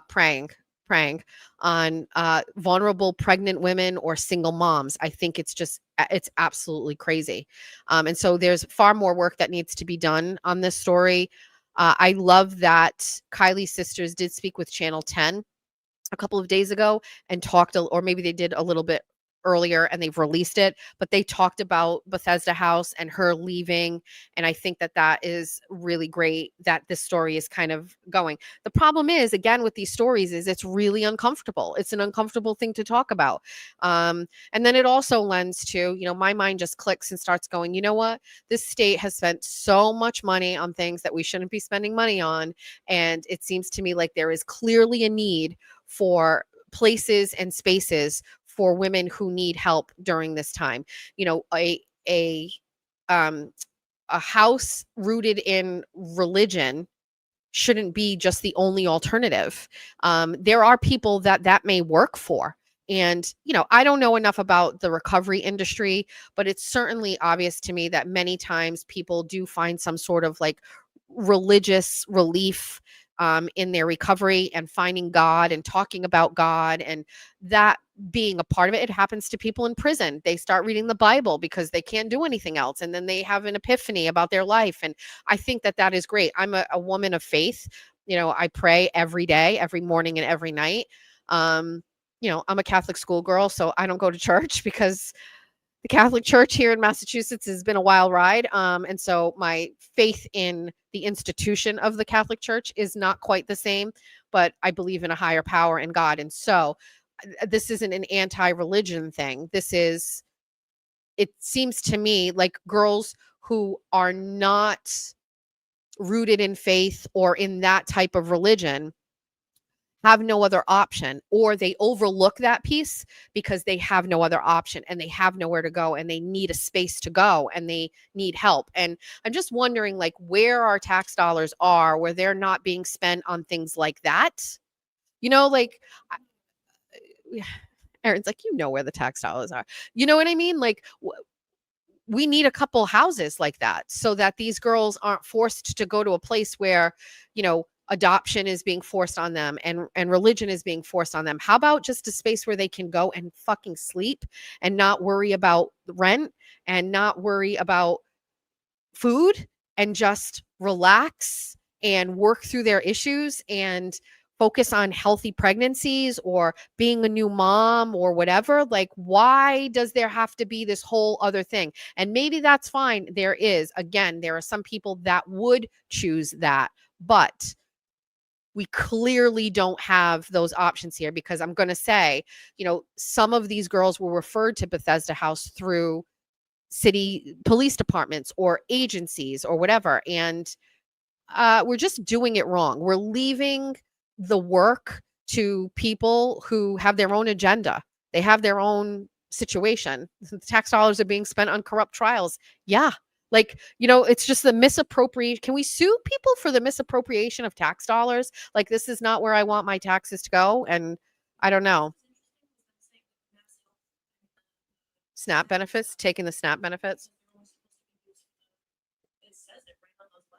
Yeah, so I think that's going to be an issue too. I certainly hate to say that Kylie's death rather would, be the catalyst for looking into this place, but I really do believe it will be. Nothing can bring her back. That's it. But now it's time to really kind of keep going and digging here. And I will tell you, these girls in the group chat, some of them that we saw on the show last week, I love watching them try to they are taking ownership of this now. They also recognize and see that this is like a great opportunity for them to tell their story, and they are organizing. Like, they're in that chat and doing all this stuff. Like, one of them sent me a message. It was like, can you get us a list of all of the statewide elected officials? And I was like, yes, ma'am. Like, okay, like, let's go. Like they are organizing. They even, crazy enough, if some of you have been following the story from the beginning, there was a guy in the chat when we were talking about it on that show, some older man, and he does TikToks about this. I had a bad vibe about him, and man, our instincts are right. They basically were like, we want nothing to do with this guy. So here we were thinking that he was like helping, and it was kind of, he had this weird ownership over these girls. I thought he knew one of them. No. So I love that they banded together and they they got rid of him. Together they are finding like this really great momentum. They're very, very strong. They're all in really great places in their lives now, and so I think that they have the opportunity to get strength, and they want their voices heard. There's a GoFundMe up there for them. I don't know enough about it yet. I'm not going to drop it. I'm going to authenticate a little bit more about it, and then I can always share it, because I'm not sure where it's going and who's in charge of it. I just need a little bit more information. I said this the last time. I'm a little wary about anytime there's like some sort of a tragedy, money starts flying around, and that kind of like freaks me out. And so I just want to wait a little bit on that. But I really, really love, what's the matter? What are you working on? So I just, so anyway, so that's where we're at. I think now for me, for those of you who know, I live in Somerset. The gentleman, the guy that murdered Kylie was arraigned in Taunton Superior Court. That's just a hop, skip, and a jump away for your girl. So this may be a case that I cover, actually. So I think it's going to take some time, but I would suspect that you will see me at the courthouse for this, because you're going to see, like Erin is saying, I think you're going to see a lot of people showing up. And, this also leads to, Erin just got goosebumps. This leads to Sandra Birchmore vibes. Women that the system failed, no things in place to really take care of these girls. Now, we're talking about girls. I know more than anybody that there are boys just like this. We talked about this when it's like time for Christmas and you see all of these toy drives pop up for all these kids, and it's so easy for you to go and grab like, some Matchbox cars or so a Barbie, right, to throw in the thing. But like, who's buying the presents for the teenagers who are lost? Because those kids in need grow up to be kids in need, and they become teenagers and they get forgotten. And it breaks my heart to think about the boys and the girls that are left behind. And first of all, I don't think we do enough for the little kids in this state that need things. But we certainly are failing the teens. And then further than that, post-teenage high school life, there is a major drop-off. And that is what puts people like Sandra Birchmore and Kylie Montero in a position where bad things happen to them. And, I'm going to say I got a lot on my plate, and I know everybody does, but I'm not really sure people can sit by and like just let these things go. So this will again come back to when you're going to vote for someone. The next time your state representative is up for election, which is next November in 2026, you should all go over to them and say, what are you going to do to bring resources to my area for pregnant teenage women who need help? What are you going to do about bringing money to our district to help girls or boys or teenagers who don't have a family support system to keep them safe? Ask them that. Those are the questions at debates that people want and should know the answers to. Not, are you going to fix our streets because the potholes are crazy? No. Like, where are you going to fix the systematic problems that we're having in our state before things happen again? Next time somebody, is getting elected, you need to ask them. Somebody go get Maura Healey and say, why did you sign a law to protect Elise Sherry and Blue Hub so that they could rape homeowners with these appreciation mortgages and lose all of their equity and their generational wealth? If Maura Healey were close to me, I'd be asking. But I'm going to be fighting off a lawsuit from the Carrs, so I'm not going to have time. All right. So that's the Bethesda House situation. Shout out to all of those girls who are really just working through everything right now. I think they're making right decisions. I'm not speaking for them, and I'm not, in charge, but I am keeping an eye on them because I think they need just a little bit of oversight. But what would be great is if an attorney jumped in and helped them. Somebody wants to jump in and help these girls, help them get their records and stuff like that. I didn't.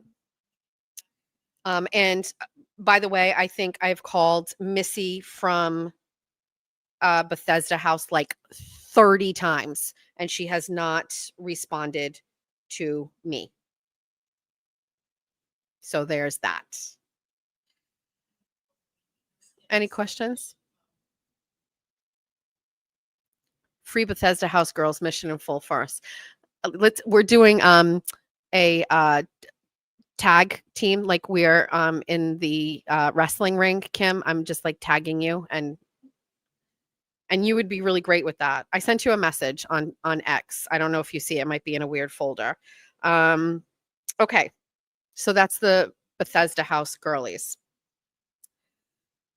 Okay, let's do, it's 11 o'clock. We might get out by 12 today. Let's do, what, are you not okay? Erin's not okay with that? Let's do want to do our advertisers again? Let's do a halfway check-in for the people that support my work. These are all of them. They're all amazing. I did get a message from Christopher this morning, and he wanted me to talk him off a ledge about something. I can't say it, but sir, I have my own things I have to worry about this morning. These are all of my sponsors. Yeah, that's everybody. I love them all. Thank you. I will give you a little update because I was asked about the cat, Murphy. Murphy has a tracker on him right now, and so Kathy has an app on her phone, and so it's very funny to get updates from Kathy every day. Murphy is the cat that got stolen by the Amazon driver. Episode 1 or episode 2? Was that episode 1? Murphy did not learn his lesson. Can you mute real quick? I got two. So, before she finishes that, Murphy, I went to go drop something off to the funeral lady the other day, and who lives right next door to Kathy. And so I pull up and I get out of the car. I drop the bag off on the porch. And then wouldn't you know, here comes Murphy roaming down the road looking like a hot mess because the poor guy's old, right? And he's got his hair cut and he's just living his best life. Kathy's up on her roof watching a planning board meeting. And so I'm like, here, Murphy. And she's like, look at this asshole go. He comes right over to me. I mean, he didn't like stay and snuggle or anything, but he still just wanders right over to me. And he's just like hanging out. And I was like, Murphy, no, we need to work on this. And then on his way he went. So that's a little Murphy update. Okay, love you, bye. Thank you. Somebody commented, I don't want to go back to it, but somebody put up a post and said, we hope we don't get sued by Kathy Carr for this article we wrote. And it is, yeah, Howie Carr is deplorable and he couldn't be happier. And it was like, what the hell happened? I mean, did they get a cease and desist? Now I'm just wondering, like, Somebody also said Kirk did get an email. Can we confirm that? Can you ask? I can. To confirm? Somebody said Kirk got an email? Somebody said it, yeah. No.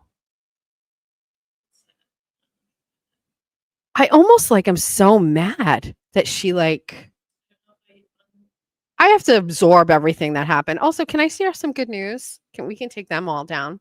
I want to share some good news. I can't overshare too much, but if you remember, I was saying that my daughter was looking to buy a house, and buying a house in Massachusetts is crazy. My daughter, they signed a purchase and sale for a house, and I'm so proud of them. And it's just a really exciting time. I've got a lot going on. My daughter graduated like with her master's and got a job right away. And then she's a speech pathologist, and then she got engaged. And then now they just signed for a house, and we're hoping everything goes well, but I'm so excited. Colleen messaged me. Message me. My son is starting college on Wednesday of next week.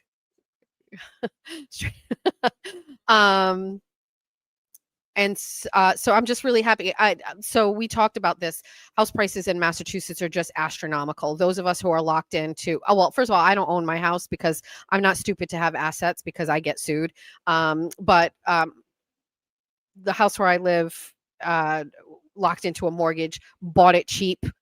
Who knew in 2015 that, mortgages were going to be what they are today or whatever, and house prices would be what they are. But we lamented a little bit on one of the shows about, and everywhere, by the way, you're right. I just feel Massachusetts is crazy. I don't know what's the average home price in Massachusetts. It's been creeping up like crazy. Let me Google it. She just sent me her mortgage thing. Thank you. I got it. I'll send it to Julia. It's C. Egan at harbormortgage.com. Thank you. Drop your link in the chat, babe. You can drop your link down there for anybody. I'd love that. Thank you. Let's see. Average house price in Massachusetts as of today is, no, the average single family home price in Massachusetts is approximately $702,000 in July of 20. Single family home, 700,000. So yeah, it is. It was going up. I saw it at like 575 last year, and now it's yes. Do you know the houses that she's been looking at? So my daughter's fiance has been hell-bent on getting a multifamily and then eventually leaving there and then keeping it as an income property, which nothing I would have ever been so bold as to do. And so I'm not saying that I wasn't on board with it, but it was an out of the box idea that I didn't necessarily support right away. But I see the bigger picture. And anyway, yeah, so they've been looking at houses that are like $600,000, more than that. So anyway, they just kept going and going and going. And I just got to, it's a bigger story for another day, but if you have kids and they have a support system of people that rally behind them, and I'm not just talking like in the bigger picture, but like on a daily basis, and you talk to them and you give them support emotionally, not even financially, but just support them, I think they can do anything they want. And I love being that for my kids. And so anyway, I'm really excited. And it's so funny, but it's exactly across the river from where my house is. Like where it is in Fall River and where I live, we pulled up the maps and I was like, if we wanted to, we could take a little boat straight across. It's literally, she is as far away from the shore as on that side as I am on this side. Which now like is gonna, if I want a party barge, what are they really called? A pontoon boat. I've always wanted one of those. I don't know what it is. I don't like real boats. They scare me. Tim Mercer, you're really the reason for that. Because Tim Mercer has a boat called Ship Faced and it's gorgeous. And all I remember is it had a lot of lights and it had a kitchen with like really nice countertops and blue lights, and Billy Joel was playing, and I had maybe 2 sangrias, and then he just like started driving and I was screaming and I was like, I don't want to be here anymore. I like boats in theory. I don't like when they move. I like docked boats. I like a good docked boat.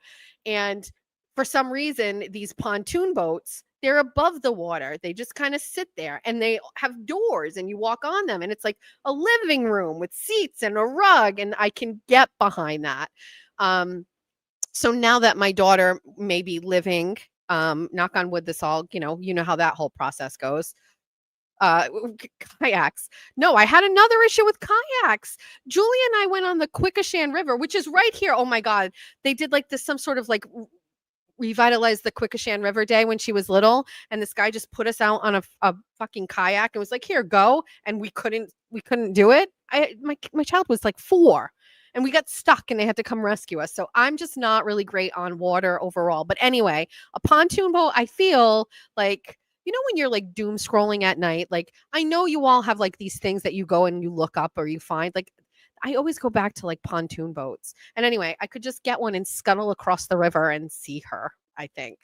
and I know if my friend Todd and Tracy are watching, they're going to call me and be like, we have a pontoon boat. We have invited you on it many, many times and you have not come. I'm sorry.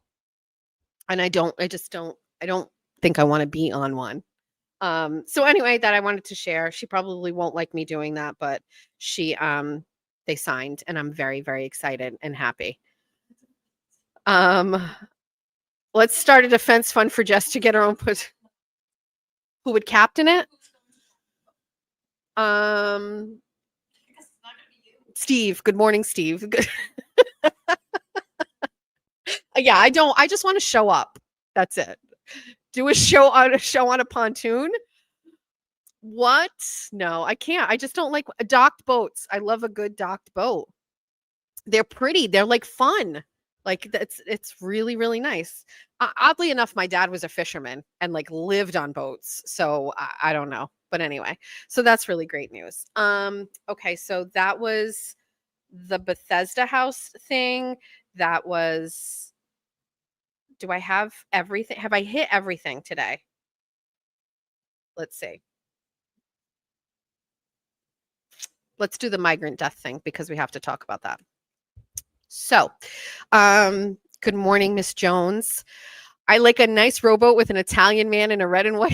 I missed that one. I like a nice rowboat with an Italian man in a red and white pinstripe blazer and an oar lazily navigating my late afternoon cocktail hour.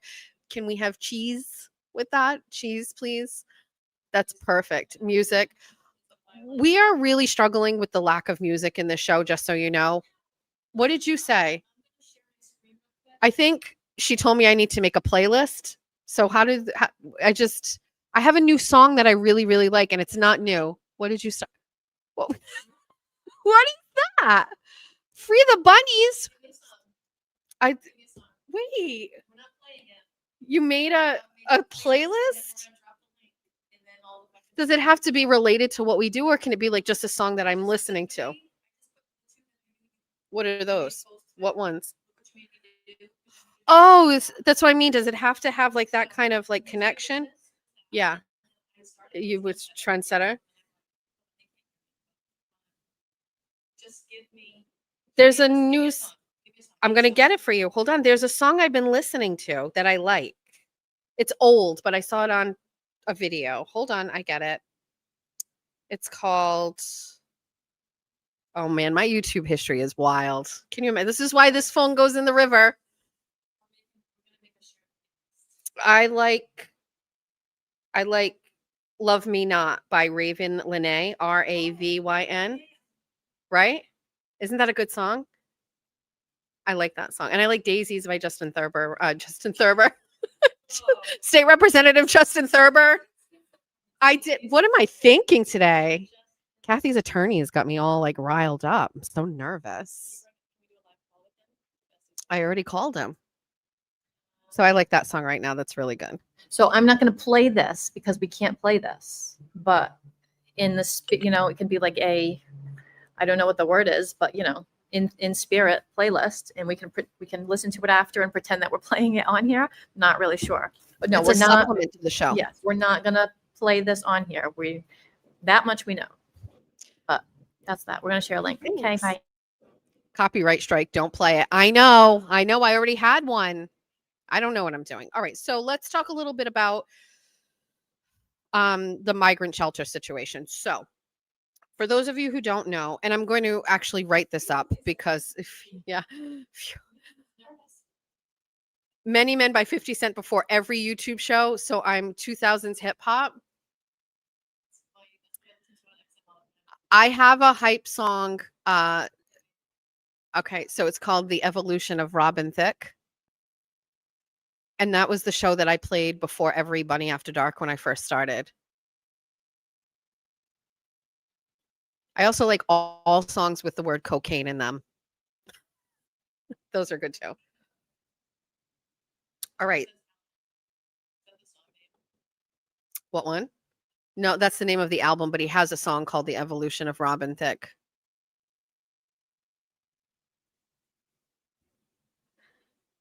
All right, so as you know, I covered the migrant crisis, and I am going to write this up because it's time to, somebody was talking the other day. I just scrolled past it. Somebody was talking the other day about how much money we make and stuff like that. And I know it's taboo and blah, blah, blah, blah.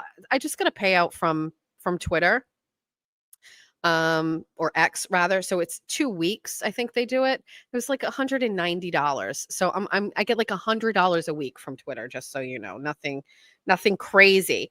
So I obviously covered the migrant crisis, and I wrote a ton of stories about the incident reports about the migrant crisis and the money that was spent and all of these things. Last year, or maybe 2 years ago, I had interacted with someone who was living at the shelter, and she told me that a woman had died there and that she and other people thought that she had been murdered. And she talked to me about what happened in the moments leading up to that woman being found dead. And I thought, that's a really interesting take. And I could not authenticate that. I had no other connection. These shelters were locked up tight. You couldn't get any info, just nothing. And so, and I'm scrolling through, I'm looking for the email just so that you know. And so, got it. So I'm not saying that I forgot about it. It's always been in the back of my mind. Fast forward to this year, and the Taunton Hotel is closing, and we hear that it's going to be the last day. And Maura Healey was making good on her promise to close these shelters, and this is bad, huh? And I said, well, I'm close to the Taunton shelter. I've been there enough of times, got kicked out a couple times. Had the police called on me. Let's go back and kind of like just reminisce and see what's going on. And I got there, and there was one family left. I wrote a story about it. It's on my Substack. It's the last family at the Taunton shelter. And who owns the Taunton Hotel? A company owns it, and supposedly it's going to be sold. But we have a bestie who is perpetually checking the real estate docs on that, and it hasn't sold yet. And so there was one family left, and I ended up speaking with them as they were loading up the U-Haul. They were not a migrant family. They were a family that was there prior to the migrants coming because they had been homeless themselves.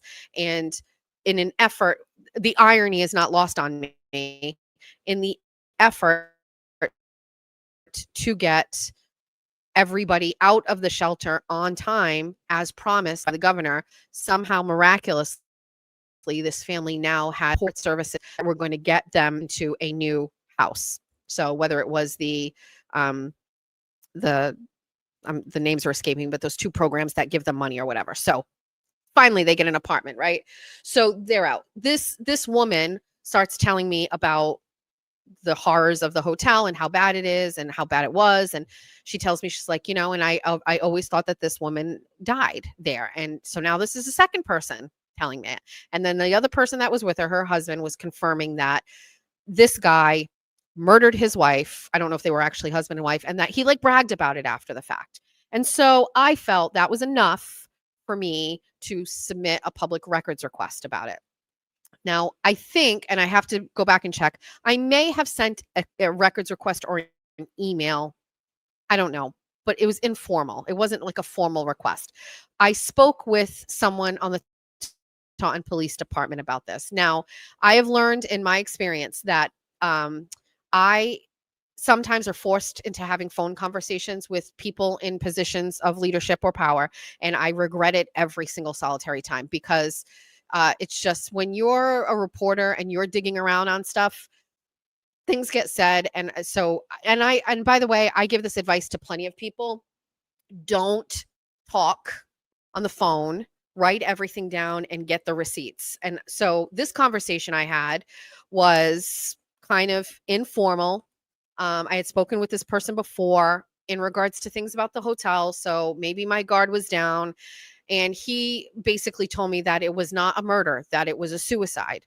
And I said, okay. I said, well, I'd like the police report. And he's like, well, let me get it for you. And I said, okay.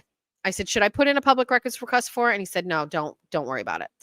So he called me, I think a day or two later, and he said, or maybe that day, and he told me, I've got some other stuff going on. It's going to take me, but I'm going to get you this next week. I think I talked to him on a Thursday or a Friday, and he said, I'll get it to you next week. Well, it never came.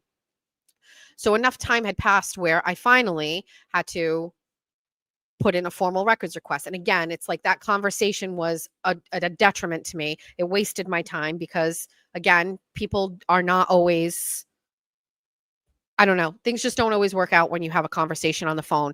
And so I put in a formal records request. The deadline came. The deadline was not met. Now, keep in mind, this is something I was told I was going to have within a matter of days. And many, many days passed, weeks passed, I believe. And then when it didn't come as promised verbally, I had to put in a request for it, which I did. And then there's 10 days that they have for that. It didn't come on the 10th day. I tell you, I literally was poised to send an email about it. And the next day at like 7:30 at night, I got the response. And so there's 2 reports in here, both from the Taunton Police Department. Now, there is and should be a report with the Massachusetts State Police because it is said in here that they do. But here's the issue that I'm having with this, and I'm going to read it to you, and then I'm going to post about it. So no glasses time. I don't have bunny ears on, okay? So this, let's get to the part. And I just want to say that this does involve the death of somebody. So if this is something that doesn't work for you, it's a good time to move forward. So reporting officer and plainclothes detective in the Taunton Police Department wrote this report. It conducts investigations that include but are not limited to crimes against a person and crimes against property. This detective worked on this day, and he was sent over to assist in an investigation of an unattended death at the Clarion Hotel in Miles Standish Boulevard. The lieutenant explained that the unresponsive individual was transported to Morton Hospital, and that officers remained on scene with witnesses. A detective went to the Morton Hospital, met with another officer who was standing outside of the emergency room. The officer briefed that on Sunday, May 28th at 2023, at approximately 2:08 a.m., officers were dispatched to the Clarion Hotel at 700 Miles Standish Boulevard for an unresponsive female party with CPR in progress. Security staff met with officers at the entrance of the hotel, advised officers there was a female party in room 310 that was not breathing. Once on the 3rd floor, officers observed several people standing in the hallway directly in front of room 310. Officers entered the room and observed a woman to be lying on her back in the bathroom. Members of the Taunton Fire Department, as well as personnel from Brewster Ambulance, arrived on scene, took over providing life-saving measures, but she was ultimately transported to Morton Hospital for treatment. Officers advised that the individuals were not English speaking, and a translator named Daniela Angerville translated, and the husband, Wendy Jean Charles. So the husband's name is Wendy Jean Charles. Officer DeRosa stated that Wendy Jean Charles, as translated, stated that the woman was getting aggravated with her 2 children. And so he took the 2 children down to the lobby to avoid conflict. When Wendy Jean Charles returned, he found that the door to the room was locked. Wendy Jean Charles went back to the lobby of the hotel to get another key to gain access back into the room. And returning to the room, unlocking door with the new key, and Wendy Jean Charles found his wife hanging from the shower curtain pole. Officer DeRosa stated that Wendy Jean Charles stated that this woman had suffered from depression and that she had lost a child during pregnancy. Once at the Morton Hospital, the woman was pronounced deceased by the ER doctor at 3:01 a.m., and the medical examiner accepted jurisdiction in this case.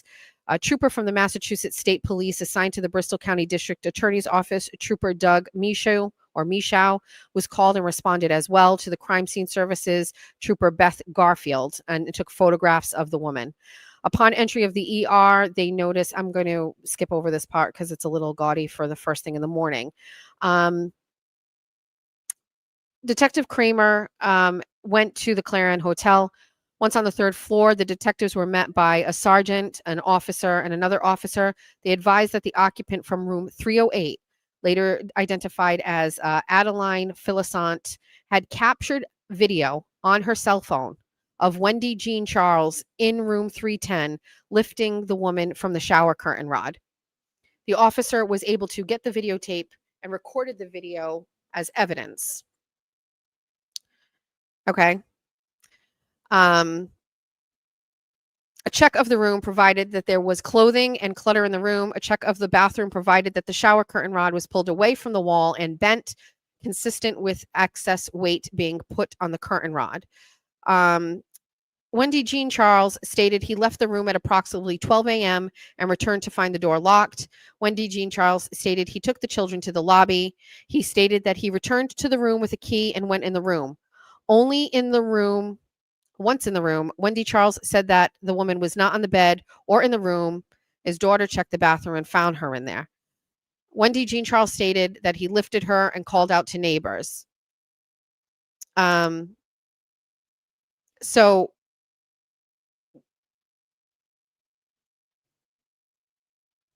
the detective was in contact with the general manager of the hotel,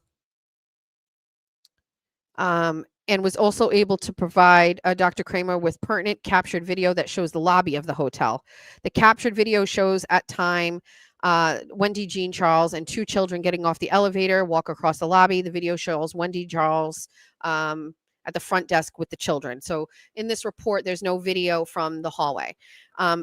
If you hear, there's a piece here where a person in another room has a video of Wendy Charles going into the hotel room, which I thought was very interesting, and I didn't really quite understand. But in this other report, it talks about why. And it says, give me 1 second, I'm going to find it.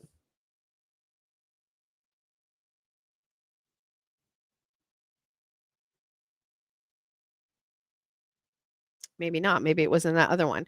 So essentially what it says is that he anticipated something would be wrong, and he asked this person across the hall to videotape him going into the room.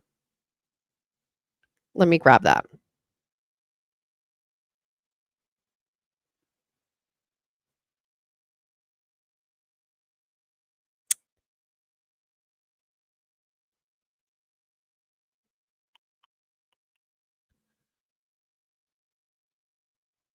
It was relayed that Wendy Jean Charles had the neighbor videotape so he could show his wife what she looked like, not knowing that she was deceased.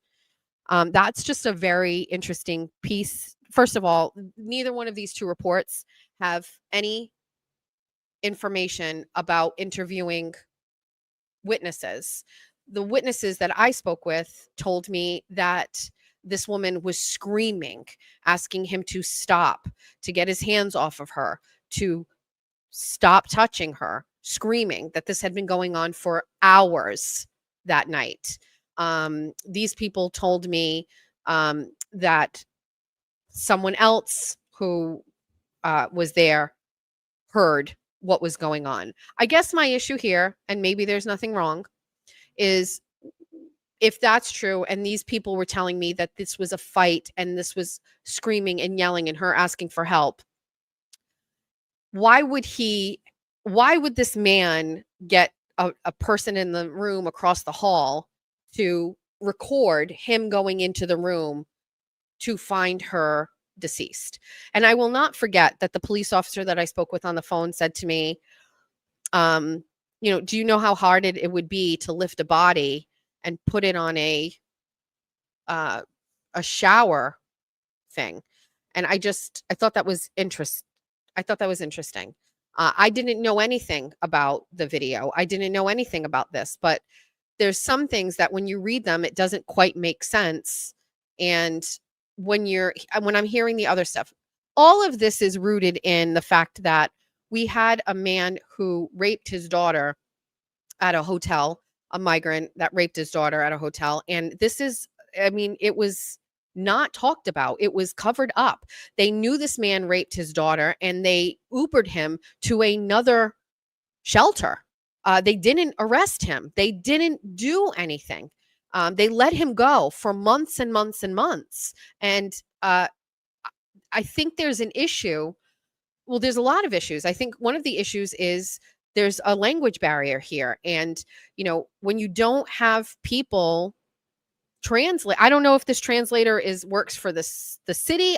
We don't know, but like there's a language barrier issue here. The other thing is, I think that there is, the potential for people to want to not have what's going on in these shelters talked about because it's bad politics, it's bad business. And so there's that part of it too. I mean, think about all of those reports and all of those things that we saw through those public records requests. We saw incidents of, domestic abuse outnumber everything 2-1. We saw child neglect.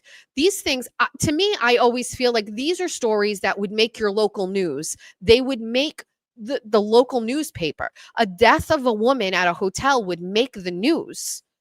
A death of a child, and I believe that there were 7 children that died in shelters across the state, would make the news. I have not found one news story about a child dying. We had multiple adult deaths. I can't find any news story about these people passing away. And I can't help but think that anytime you have somebody in a community that dies an unattended death, you hear about it, and we didn't hear about it. And so I'm not saying here I'm on a witch hunt for cover-ups or anything like that, but like my radar goes up when you have 2 people over a course of a year telling me that this woman was murdered. I mean, I have one witness that told me that he was bragging about doing this and that he finally got rid of her, and that she had another child from another man, and that child is now sent to go live with family, and he just has his 2 kids. So these are the kinds of things, I guess, that matter. And I didn't see any of those questions of witnesses to anybody in this report. Now, the state police report may have some more depth, which I requested, so we'll get that. But I just kind of have had some issues with the secrecy surrounding these hotels. And again, I have said this multiple times. These people who have been committing these acts of domestic abuse, and these are not suspected, these are documented incidents by the state of Massachusetts and people that they subcontracted with to run these hotels. So we have seen thousands of reports and incidents documenting child neglect, getting child services. We have seen women who have had to go and get restraining orders, domestic abuse, all of these things. They all still exist, but now they have all been taken out of hotels and pushed into communities where you don't know where those things are happening. So if you just take one hotel, and let's just say over the course of a year, there were 100 issues of domestic violence, and maybe that breaks down to 20 families where we've read that a husband has been abusing his wife, taking her food card and not letting her use it, pushing her, getting physical with her. That person with no legal action or not getting arrested now is doing that same thing somewhere else, and there's no front desk of a hotel for a woman to run downstairs and tell someone about, or to call the police, or to document. And I don't know why nobody seems to care that just because the hotel's closed, that the problem is over. We've seen the financial side of that, because we've already seen that people who are using Homebase, that money has run out, and now they've been put in housing. Homebase has subsidized, but it only subsidizes so much money. So if you have home base and it's going to pay your rent for you, if you're working and you're paying a portion of your rent, home base will trickle in and pay the difference. Well, if you're not earning any money and you're not paying your rent, home base is going to fill that space. Now you're in a place, you're living in an apartment and you have no income, and home base is done. And so now what? Are we going to have evictions all over the place with a bunch of people from Haiti that came here, lived in hotels for 2 years? Now they've been in an apartment for 8 months, 9 months. They can't afford it. Now what? Now, and then what are these homeowners going to do? Which, by the way, they made a deal with the devil anyway, because it can't be sustained. But are you going to start flooding the courts with eviction notices? And then where are they going to go? And then is the state just going to move them into subsidized housing overall and put them in projects and in public housing where we already have a need? We already have people on wait lists for years and years at a time. I mean, what's the plan here? You know what I mean? And so, I think it's such a great job by the Healy administration to basically say the problem is over. The hotels are closed. They're getting redone. They're getting sold. They're open for business. That is smoke and mirrors. That is geography. We just took those same people who have not been able to be self-sustaining and work and afford living here. We've just moved them to another location. You want to tell me that 25,000 migrants from Haiti can afford to live in Massachusetts? I can't afford to live in Massachusetts. Nobody can afford to live in Massachusetts. Who the fuck can afford to live in Massachusetts? And you want to tell me people from like a third world country with no skills, with no jobs, with no money, no savings, who have had their whole trek here financed by the Biden administration and the government can afford to thrive in the most expensive state in the country? When is this going to explode? When? And is it going to be like a big explosion, or is it going to be subtle like we've been experiencing right now? Like when is this going to happen? Setup for failure is right. There's no setup for success. And then all you have is politicians that care about cultivating a new voting base. Because, like systematic poverty has been going on for forever and forever. But I think the minorities across the country have started to feel empowered, that they don't have to be victims. They don't have to live off of the system anymore. And I think they're taking offense to the white people in this country thinking that they should. And so I feel like that voting base is drying up because they're getting educations. And by the way, we're generations removed from slavery at this point. And so opportunities to an African-American person are very similar to those offered to someone like me. And so, we're moving away from that, which is why I think reparations are crazy. And so, that voting base is now changing. And so they're replacing that with a new voting base of people that are desperate and need help. And it is being exploited by the Dems in this state. And they weren't here. And so they brought them here, which is crazy. And so, I think the hotel situation is maybe not the right word anymore. It's still the migrant situation. And then getting information, so this state should know the name, date of birth, and like demographic of every single person that got flown here by the Biden administration, right? Now, they're definitely going to fall through the cracks, some of them, but the ones that flew here on planes and came into Logan Airport, we should have their names. We need an update on those people. Are they citizens? Are they working? Give me data. Show me the information. Show me what you've done with these people. Because there needs to be more information, and it's just being quietly absorbed. And I'm going to tell you something. If the Republicans in this state cannot win this election and get Maura Healey out of the state house, then I'm telling you right now, if somebody wants to start a third party, I'm all in, because you've got a gift in front of you. How many times is Maura Healey going to do something that is at the detriment to every taxpayer, and not just some, every, and Republicans fumble it. And do I have a lot of faith right now? I do. I think Mike Keneally gets it. I think Brian Shortsleeve gets it. I think we're going to see another person jump in. Get it. They get it. But like, can we parlay that into stop? I don't give advice to these candidates because I like them. It's the same way I feel about the Mass GOP right now, right? Mass GOP currently they have a show. I don't know if you know. Mass GOP has shared some of my work, which I appreciate. And they have work, and they share the work of Jack Gately and Mike Urban, John Featherston being a whistleblower. They platformed him. They do get it, right? But they're trying to do their own thing, and I don't know how else to say this. Let me get Mass GOP up here. And this comes from a place of healthy criticism. So Mass GOP has a YouTube account. I'm so not good at this. Okay. And they have a show called Back to Normal, and they did episode 4. It was put up. It's got Seth Aitken on it. I can't believe this. So Seth Aitken's on it. This is 2 days ago. It had 4 views. 4 views, right? And then they did another show and it had 6 views. That's from a week ago. And then they had 2 weeks ago 125 views, and that was episode 2. And their premiere episode is somewhere in here. It was number 1 show.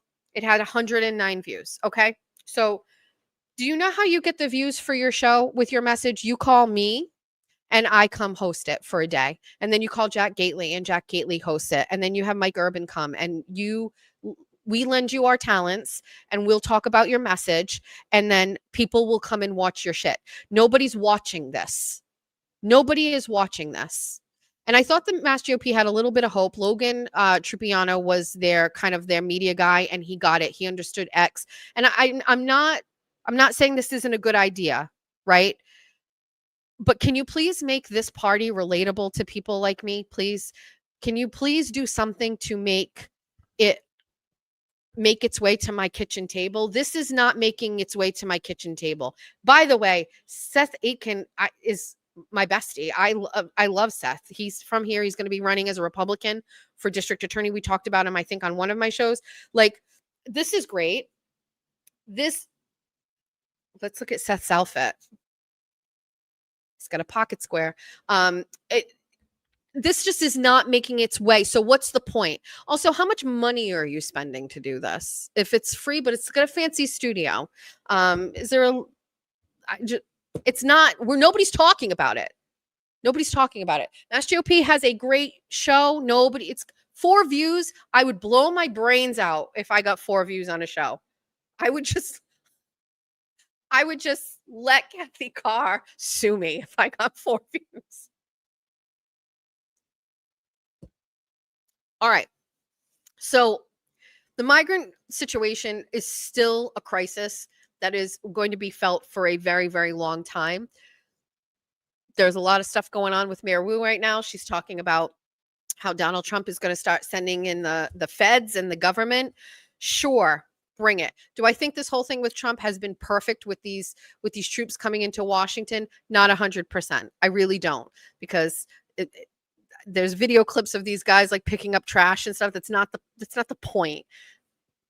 But I understand the idea of it. Something has to change. I've maintained Trump is not the perfect candidate, but if you haven't figured out, that's a theme I say all the time. I weigh my options, okay? Anybody in their minds that thought Kamala Harris was a better option than Donald Trump is dumb, and I'm sorry. That's how I feel. And you don't have to like Trump to be a Republican. Correct. Listen, I'm a Trump supporter. I always have been. Do I think that there are some things that I don't love that he does? Correct. Yes.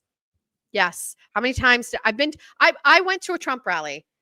And at one point I was saying in my head, can you shut the fuck up? Can you stop talking, sir? You're just talking. It's like, and that's hard for me to say because I like to chat, but like, sometimes just stop talking. You know what I mean? But listen, the man took a bullet for us, and that goes a long way with me. So anyway, that's how I feel about that. That's how I feel about the Mass GOP.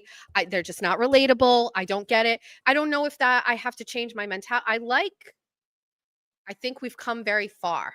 We've come very far from the days of slippers running the party into bankruptcy and lawsuits. Well, apparently I haven't dodged those yet, but we've come very far. And I think with the respect of leadership in the party right now, that lends to money and people donating to the party, and you need money. But I'm going to tell you something. If somebody is making a donation to the Mass GOP and it's being used for a show that gets 4 views, that is not a proper investment of your money. Pay me, pay Jack Gately, pay Mike Urban, and we'll do a little sponsor of your Mass GOP message every show. But to do that where nobody's watching and spend money is wild. Maybe they're not spending any money. I don't know. But I'm just thinking it's not working. And, you know, there is also like a club of the same faces in the Mass GOP that just aren't effective. Do you know what I mean? Like, and I don't want to talk about the young Republicans because I don't think it's going to like hit with anybody. But like, if I had the chance to talk about it, like What are we doing? What are we doing? Your young Republicans, the people that are actually young Republicans right now in Massachusetts, don't look like the young Republicans that are out there representing the young Republicans. The young Republicans in Massachusetts right now look just like my daughter and her fiance. They were in sororities and frats, and they love Trump, and they hate Democrats, and it's it's a lifestyle thing, I guess. I don't know. Maybe I'm not saying that right. I have to reflect on it. I didn't think about talking about that, but it's just I don't know. There needs to be a rebranding of the Mass GOP right now, because we're in a weird, crazy time where the Dems are winning in this state. As much as the Republicans have seen some wins, especially down in Bristol County, we feel it.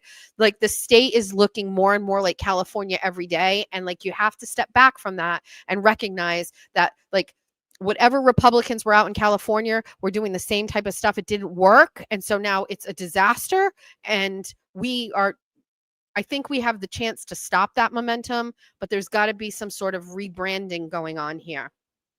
Republicans aren't rich in Massachusetts, just so you know. Like, the majority of Republicans here are not. They're not. So that's my vibe. Except Seth Aiken. Seth Aiken looks like he's got a lot of money on in this suit. Wait. 4 views. Ugh. Let's do some comments. Think Kathy Carr's still watching? Hi, babe. Let's talk it out and be friends. I'm kidding. Absolutely not. Love everything about you. Enjoying YouTube presentation. Thanks, Terry. Good morning, Lulu. All right, let me I have a couple of things on my phone. Let me get to that. Hold on.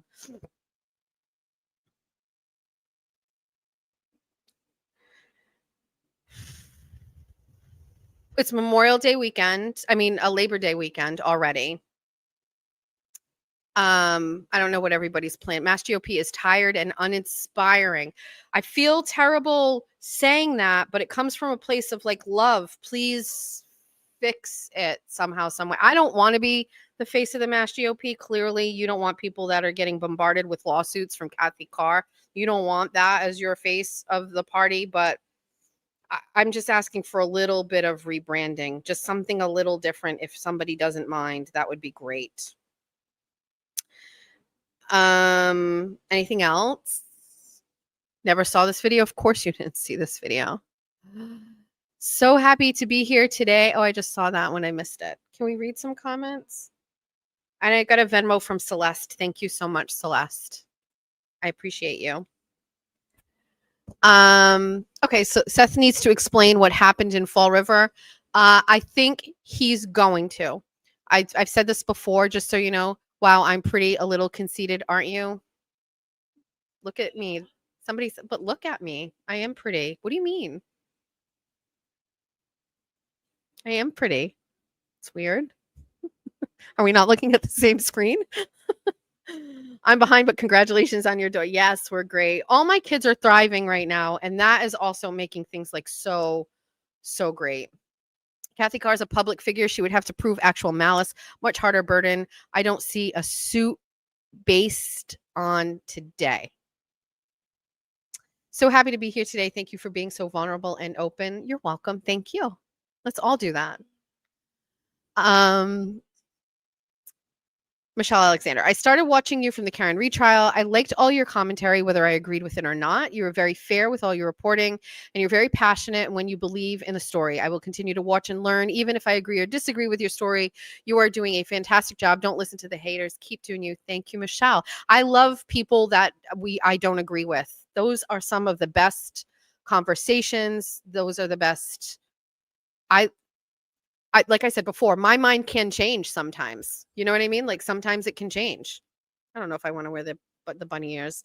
I'm not. Jess isn't conceited. I'm a little bit conceited. Little bit.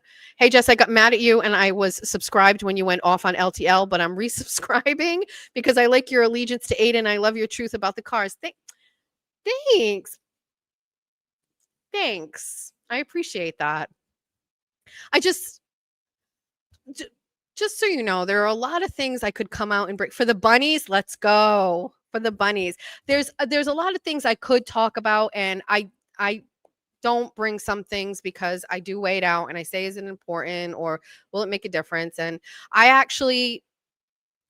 trust the process, and I hate that term because it's so dumb, but I trust the end justifies the means with Brian. I think that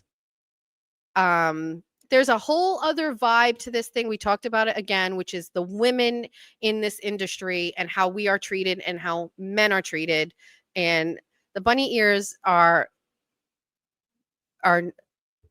it's not, it's a joke. My nickname is Bunny. Please give your opinion on the Epstein files not being released. Release them. Release them. Major problem that they haven't been released. Yes, I grew up in Massachusetts. I lived in Newtown, Pennsylvania for 3.5 years during high school. I went to Durfee for 1 year, and then I moved to Pennsylvania. My stepfather got a job down there, and then my mom and him got divorced, and we moved back up. Even when you're sad, you're beautiful, somebody said. So I lived down there for 3.5 years, and then we moved back. I went to the same high school Alexander Cooper went to, actually. We both went to Council Rock.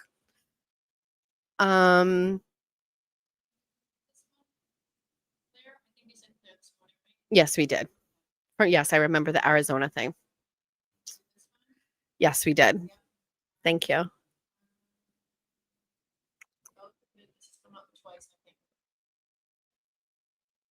Are you wearing pair eyeglasses? I have no idea. I don't know what these are. If you live in Fall River, these are from Star Opticians on New Boston Road. I've been going to them like since I was a kid. I should care a little bit more about these things, but I don't. Since we're almost at the end here, I went to go see my doctor this week, and it was this like I have lots of things that I have to do to I have lupus, and so it's just a big issue. But like I walk in and I basically tell my doctor, which by the way, there was a 1.5 year waiting list to get into my doctor, Dr. Slater. And the nurse comes in and she's like, so our doctor has a student doctor with him today. Are you okay with that? And I was like, yeah. I was like, we need more of them. Like, absolutely. I was like, why do people say no? And they're like, oh yeah, people don't want. I was like, bring him in. We can trauma bond together, sir. So poor guy comes in and he's just like, yeah, what's going on? And I was like, okay, well, like here's what's going on. Poor kid was just like, all right, I'm gonna go get Dr. Slater and we'll be back. It's like, so anyway, my doctor knows me enough now where I say, can we figure out what's wrong? Fix it, and then I gotta go. I don't have time. The worst part about like any type of like autoimmune disease is that you just, first of all, it's very unpredictable, and second of all, it doesn't correlate to your head. Like my head is like, I've got to go. I have shit to do. I have people to stalk. I've got investigations. I've got shows to do. I don't have time. And so when I'm not feeling great, traditionally, if it gets really bad, I just go to the doctor, and I was like, can I get some prednisone so I can, my kids love when I'm on prednisone. They are like, you do everything. Because when I'm not, sometimes I ask them to do stuff. So, but it's not practical. You can't be on that all the time. And so my doctor is just basically like, when are you going to take your health seriously? Because you're sick. And so I'm like, just Delulu, we're just going to keep going. What can I do today? So I'll feel better tomorrow so we can just go. Also, I apparently take an unhealthy amount of Tylenol, and that needs to stop immediately, I was told. So there's that. Okay. Are you going to the Wilbur, Jess? I hope to meet you. If so, I am going to the Wilbur. Yes, I will be there. I'm very excited. And I can't wait to see everybody. I'm not going to make it about me, but like also going to make it about me. Like, I'm going to see everybody. We're going to take pictures. Let's all get glam. Is everybody dressing up for the Wilbur? We'll do bunny ears or turtle ears, but like, can we I'm getting glam for that. I feel like it's like, right? Glam. I'm not like black tying glam, but like, can we go glam? All my Murphy retweets helped you make $190. First of all, who doesn't want to know who Mr. Monk's understudy is? I do. Who is that? And I went back in my chats and my messages and stuff. I don't know who it is. Will Kathy make the Ratchet Madness next year? I don't know. Is there a Lily Pulitzer bracket that she can be in? Let me it's going to be the biggest mistake ever actually doing that, because I'm just going to be so snarky.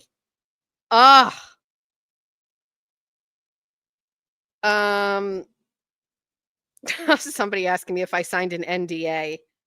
Not that I know of. I am going to go back to my I think I just signed paperwork for payroll or something like that. Go ahead.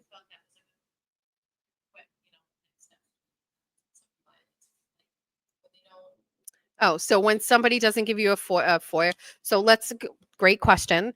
So let's do this. So a FOIA is a Freedom of Information Act request. A FOIA, and that kind of term really only applies to federal documents that you're requesting, just so you know. So FOIA and the Freedom of Information Act request is federal access to federal information and federal documents.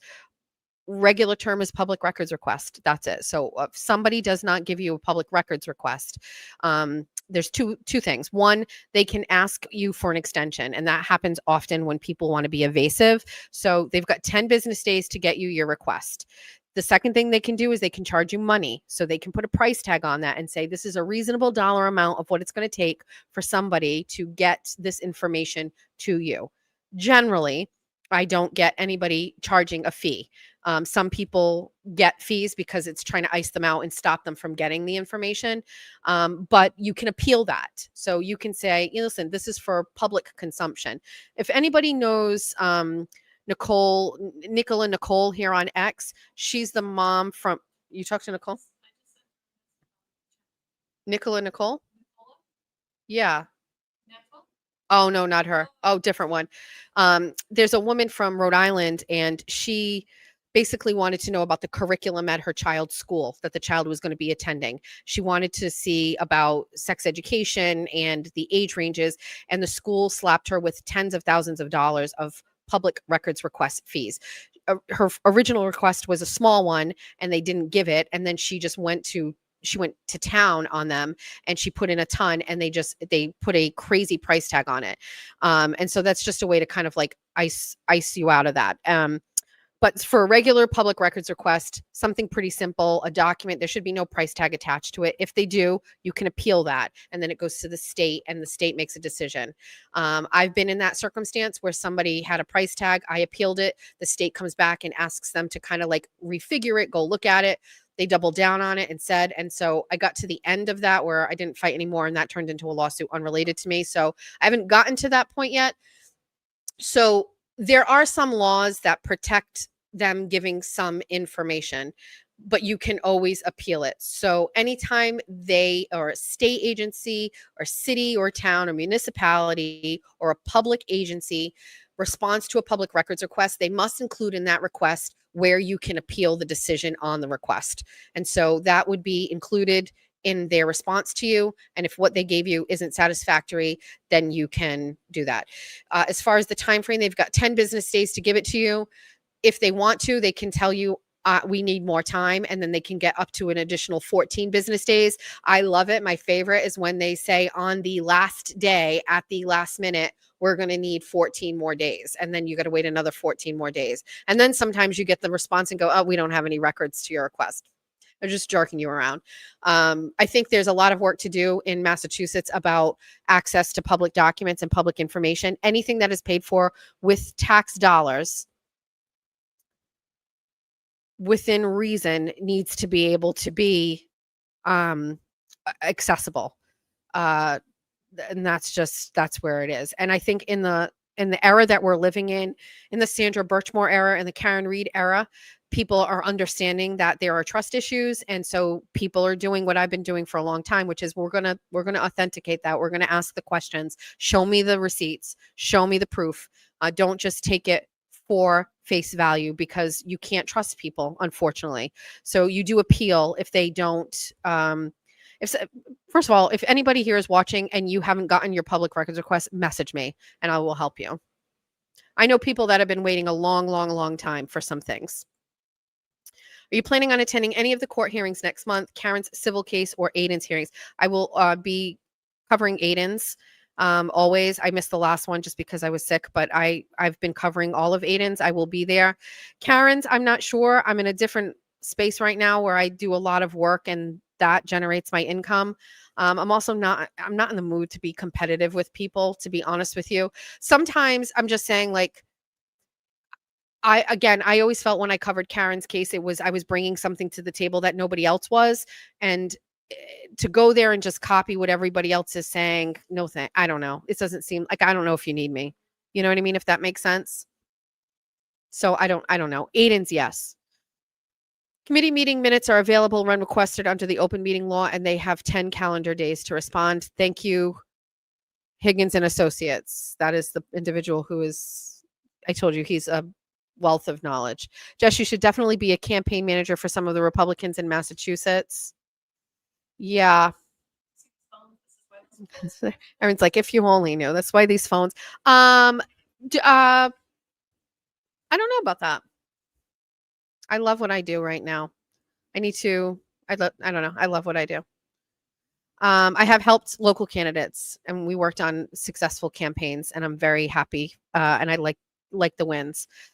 Becca Boo, I have to say, Jess, you inspire me so much. You're funny, uplifting, so genuine, and it means a lot to see someone stay true to themselves. Thanks. Thank you. I'm glad that you like that. I feel like that's part of what I do. Free Turtle Boy.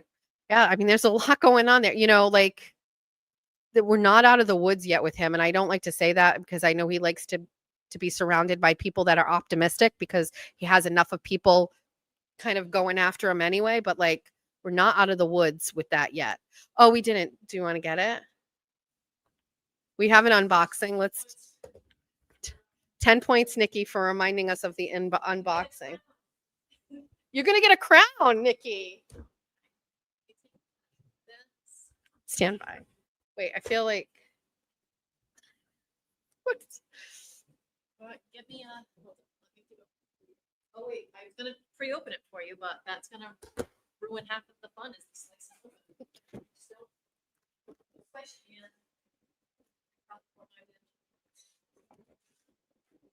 Can you narrate? We'll have Erin narrate. Yes, I'll mute.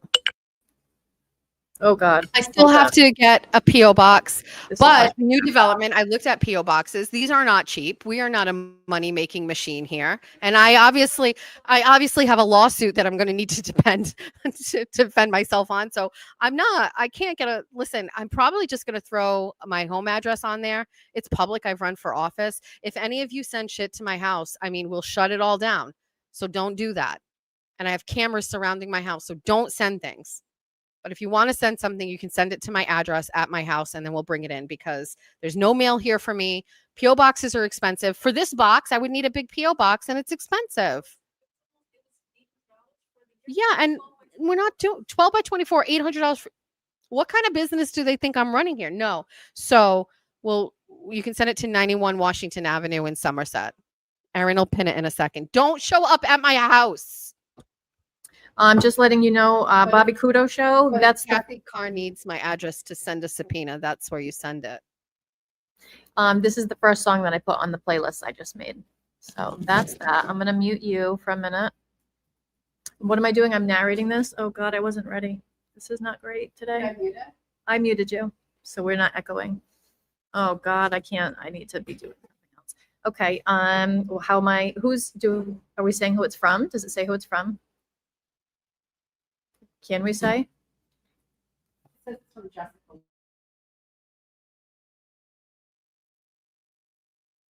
Oh, brother, we're left and right. Jessica Walsh, I believe. The Fall River address. So what happened, we're not really sure if those packages are going to make it here because, it's like we're a few floors up and we were told that the mail people won't bring that stuff here, but then one showed up. If you guys stop. Oh, they can't see you. Jessica, You open the scissors and use them the right way. Good God. So yes, we're not going to use this address because I don't want them to come here and then have them like sit outside or, whatever. So hold.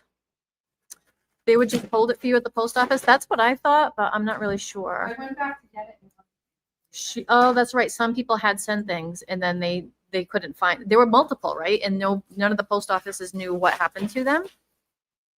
What if we bring a raft and a towel for the pool? I'm not really sure where this is going. She's muted. She's muted at the moment, so we don't have echoes and stuff while she's ripping this bag open. She's on the struggle bus. You have to ask them. I sent a little something to that address. Oh, no. Well, I'll reimburse you for postage if you have to ship it out again. This is a whole box of stuff. It's multiple things. I'm dying. I know.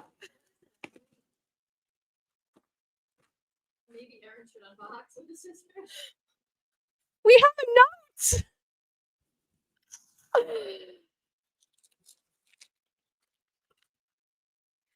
Kathy, I'm just wondering, do any of your friends send you boxes like this? Thank you.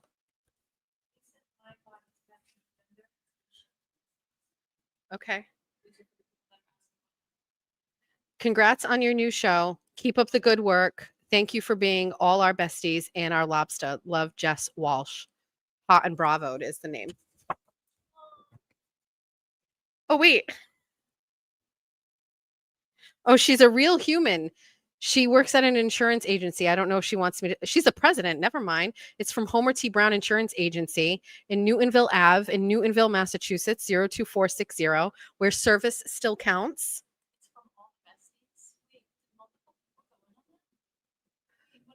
I don't know. Oh, wait. This is a good card. This is American Psycho vibes. Like, look at the font on this.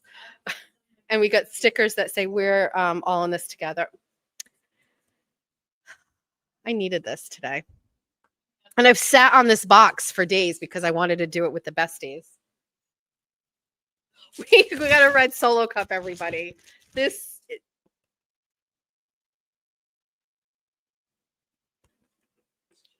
It's perfect.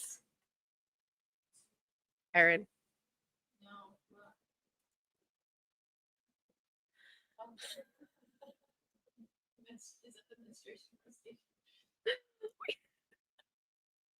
Somebody has a Phil Collins collection? What? Look, we have a lobster.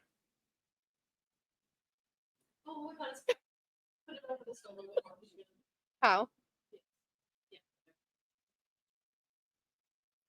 Oh my God, he's so charming. 101.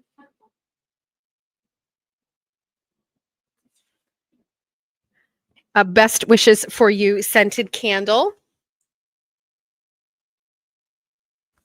We're gonna open. Is this too long? I'm taking all my time. If you don't want to stay, I can take my time. What? She's very worried about like people not 1 being second interested. going by in like her not saying something. She's like, I told her to take a few minutes and we can scroll through the chat so she can like read some and reply. And she's like, she can't just not be talking for a minute. Wait. Oh no. Thank you for being my unpaid therapist. Already so very thoughtful. This is so thoughtful.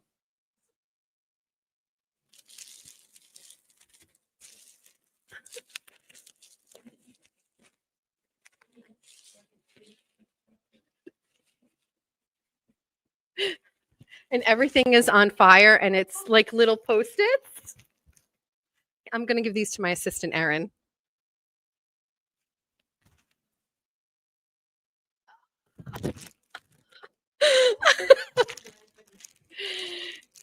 Guys.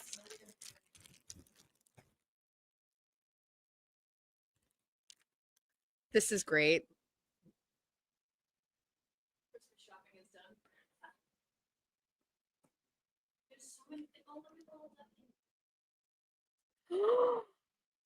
I wanted this. These are the Hank. It's the coloring pages. It's Hank's diary, Lallery's diary, culling pages and activities. No tampering. Emily, Guys, this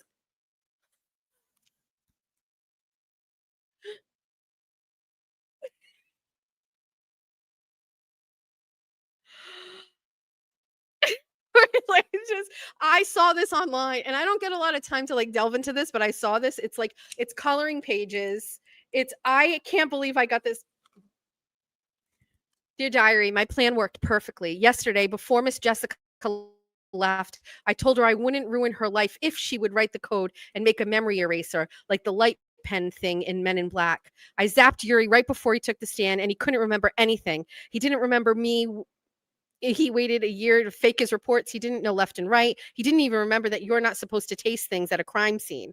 Now I need to figure out how I can zap everyone else because there's no way I'm calling any of the murderers to the stand. XOXO Hank. I will treasure this. Thank you. I had such like FOMO about that. I wanted it. I can't believe I got it. There's so many things in this box. And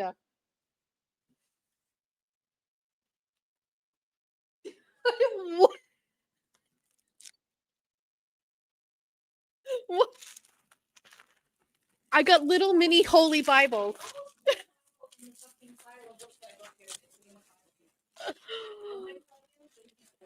What? Just for the record, I almost put a Bible in the pile of books to bring You're here today. kidding. So we had a Bible here. It's crazy to me that there are Bibles here because I picked it up and then I put it back.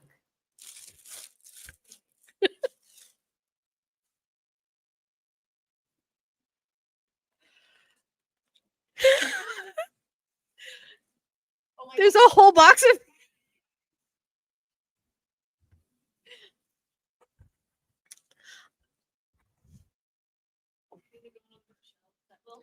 Hi, Brian. It's Kathy. I'm going to need you to send a cease and desist immediately. There's no way I'm going to let her talk about me on this show. Send it. Write it up. Send it. Get off the phone.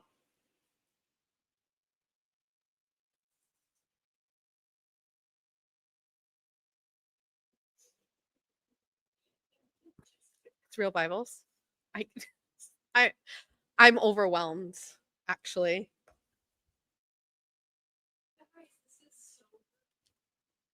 There's just a.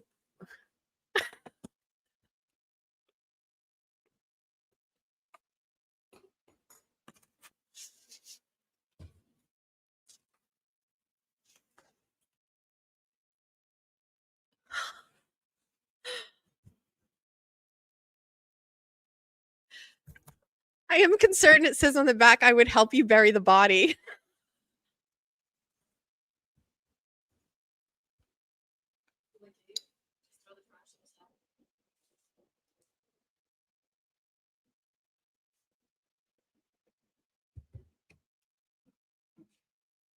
There are many other items in this box.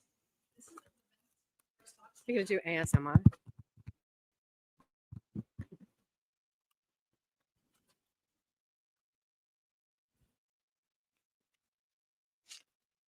Is this a trinket? It's a trinket.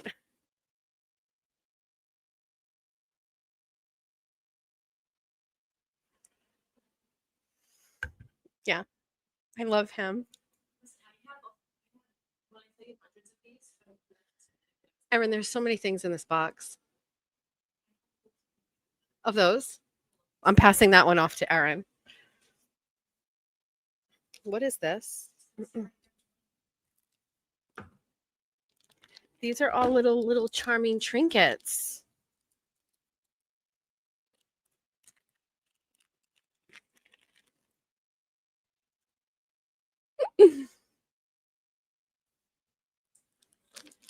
Look at them all. I love them. For a minute, it's in the kind of box that an award comes in. I thought you guys were sending me a BTL award. Erin, there's books in here. There's books.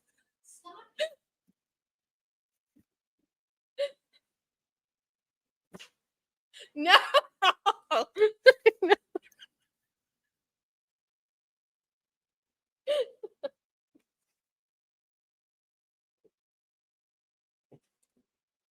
Somebody's. Fuck you guys. Who paid for this? Don't do this. Don't do this. I can't believe you sent me this. He's like such a troll, and he wrote a book about the Karen Reed stuff. It's Kevin. Yellow Cottage Tales is the yeah.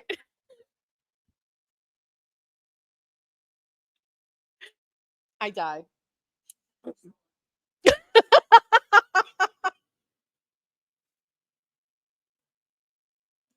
What is this? Is this a coin?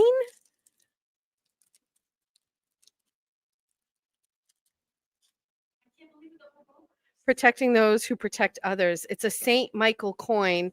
It says FBI on the back of it.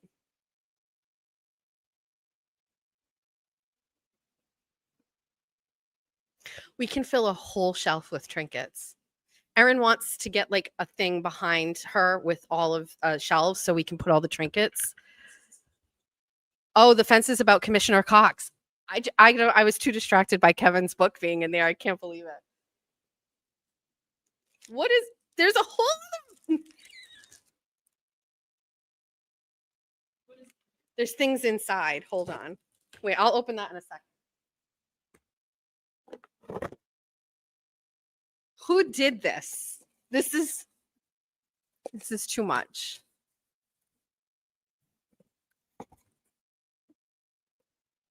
It's a box of turtles.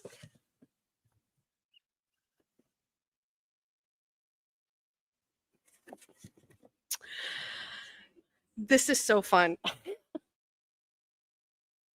We have another box. Wait, were these purchased? Or are these all like I'm wondering if like obviously the ducks, you know, and some of these things are purchased, but like these other things, were any of these like, I'm wondering, are they trinkets from like stolen trinkets or trinkets from somebody else? We're going to use this. This will be a prop.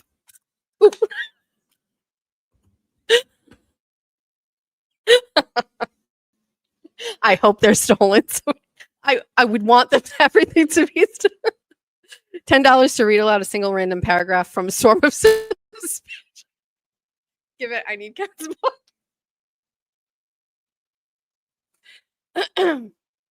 We're going to do a random. This is the best thing ever, Nikki. It's perfect. Let's go.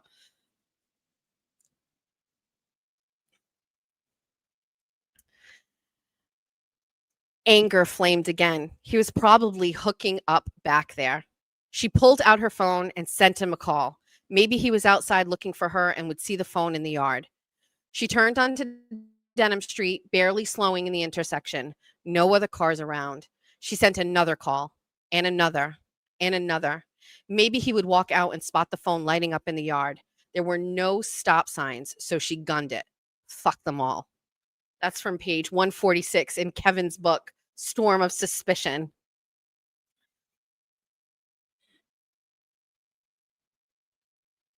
She felt so alone, so isolated. All those health issues she had to struggle. Is this, somebody published this?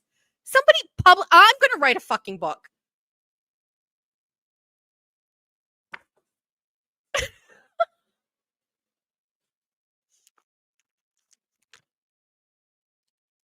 I see ducks.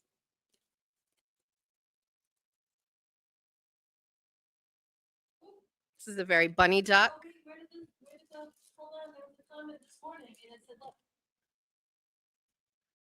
Show us your boobs. That's for the members only. Bunny After Dark. Yeah. A keychain and it says you'll always be my bestie.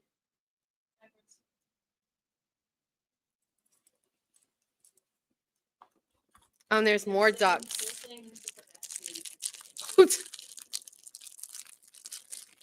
Bester. Bestie, Bester. Where is she? I hope she comes out of retirement. There's all little trinket things in here.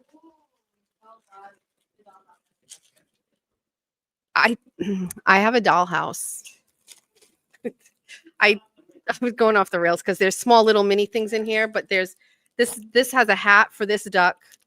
This duck has this. He has a hat and he has a bottle with him, and Erin, I think, is getting triggered from my dollhouse days. I have a dollhouse, and I've been slowly renovating every room, and it's just, it's just something I do when I'm not like going after Howie Carr and Kathy Carr. And so maybe I have to bring it. Can you imagine me bringing the dollhouse here? A menstruation castration lobster. It's a heating pad. Look at his cute little charming face. Look how charming. You put him in the microwave.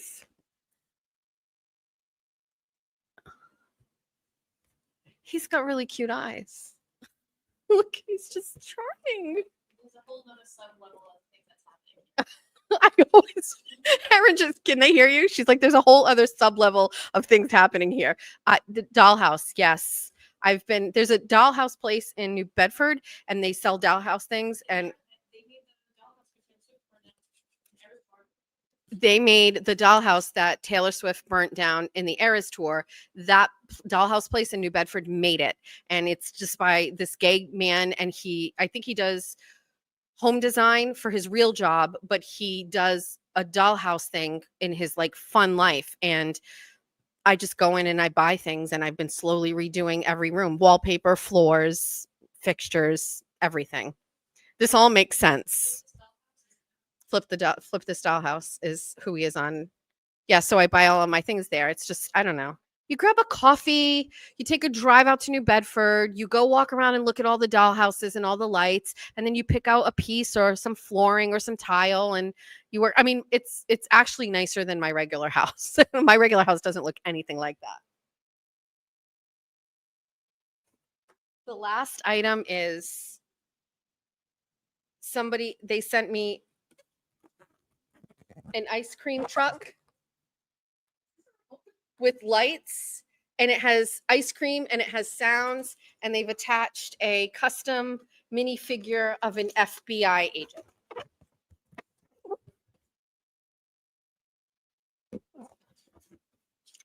I don't know, maybe I've missed that. Did I open this?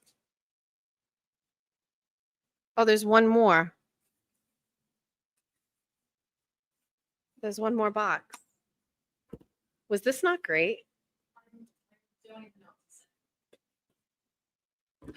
I feel bad for anybody sending anything else, because don't let your husband lock the lobster in the closet.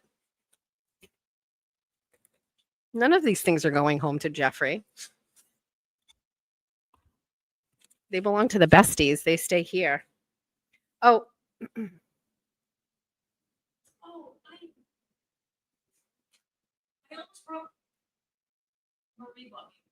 Some of those? Yes. I didn't go through this bag. Stand by. Let's go through this. It's a jar of fucks to give. So we can hand them out, and then when you're out, you're out. It's another little coin. One side says yes, one side says no. We could have used this morning when we're trying to make a decision on when we're going to like go crazy on someone. Any Batman fans in the house? Because you know how Harvey Dent has his coin, and he makes his own fate. He doesn't leave it up to luck. Come in handy this morning. He makes his own fate because it's the same on both sides. Should I tell everybody what Kathy Carr used to say about other people? Oh, yes. No, not today, everybody. Stickers. I'm not just. Stamps that says retarded children can be helped. This is cruel.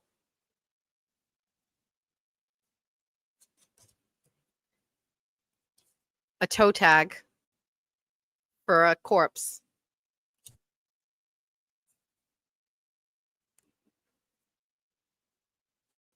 What's Matt's CurioCabinet.com? This card is in here.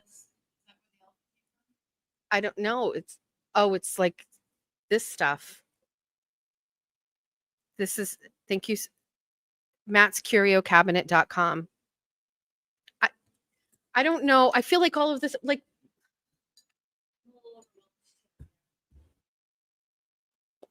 there's so much.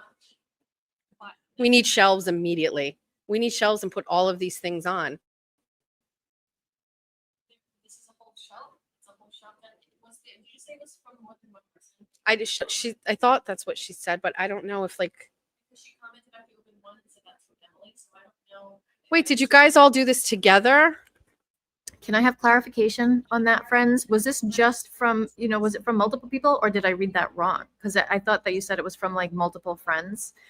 We need to know who to thank for this. So can you either, send over an email to us Overwhelming. or something, because I'm not sure that my words are going to make much sense here. So can you? What a great unboxing. Yeah, there's nothing. Just so amazing. Nobody's gonna. I'm sorry. I'm sure Did yours it on is great. behalf of Higgins, everyone. but Thank you.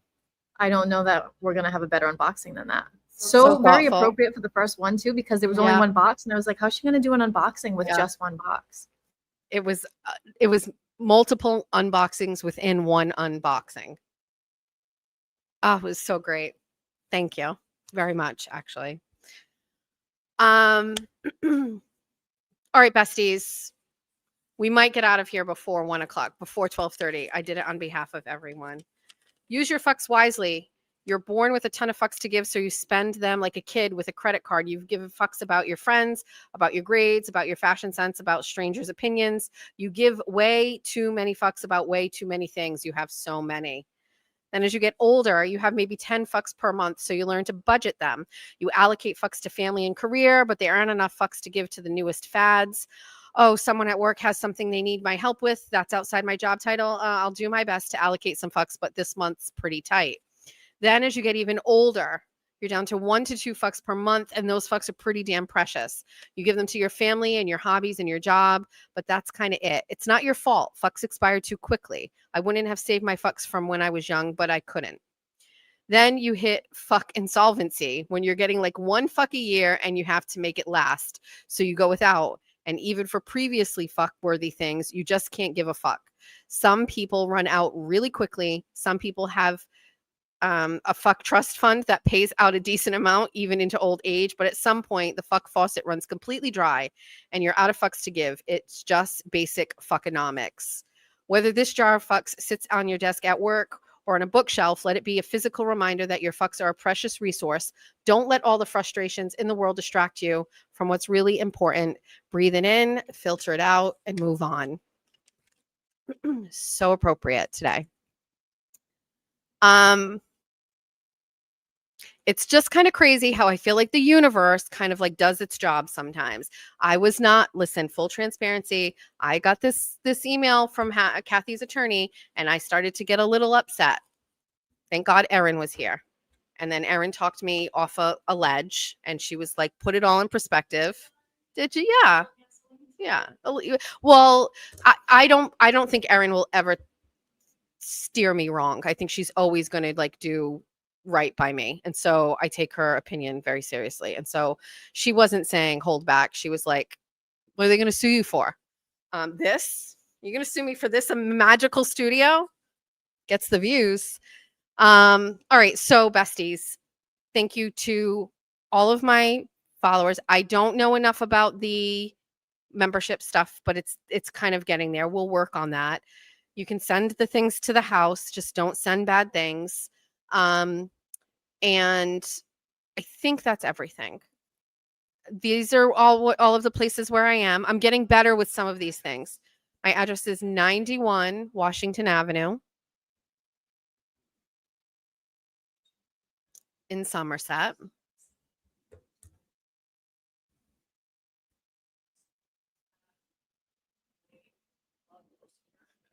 Love that for me. It's public. I mean, if I do anything and I teach you all how to get your public information, you'll know that when I ran for school committee in Somerset, you have to file documents and where you live. And so that's public. And so it is what it is. And my court documents probably have it on there too. So this is where you can find me virtually. On X, on YouTube, on Substack, on Facebook, on TikTok, on Instagram. It's all a Jess Machado show. We did a really great job. Jess, would you rather us subscribe here or on YouTube or Substack? I would say for like if you're doing it financially, I would say here. This seems to be so I don't know how else to explain it, but Substack is just It's just one piece of this whole thing, which is just where I publish the stuff. And then you'll see like the Substacks get traction because of like bigger stories, like the juror interview that I had. But I've been posting my articles on X as well as Substack because I understand Substack isn't for everybody. People don't want to learn new things. So if I write an article, it goes on Substack. And now I've been starting to post it under articles on X also because Twitter doesn't like it when you like send people away from Twitter. They want you to stay there. And so if you subscribe to my Substack, you can do that with no payment and it'll still alert you anytime I publish a story. So you can do that. If you want to subscribe here, you can do that for free. There's memberships here, I think that you can do. And that I still don't know how that works, but do you see me? I don't have Cash App. I have Venmo. I know Erin put that out there just so people know like that's how I live. I live off of grifting and donations from everybody. It's how I don't at this point have to go and get a job.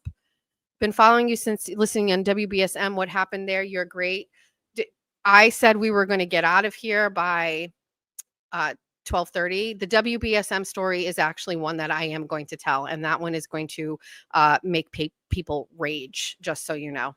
It involves my old boss who had a penchant for nylons, and there's that. So we're going to talk about that.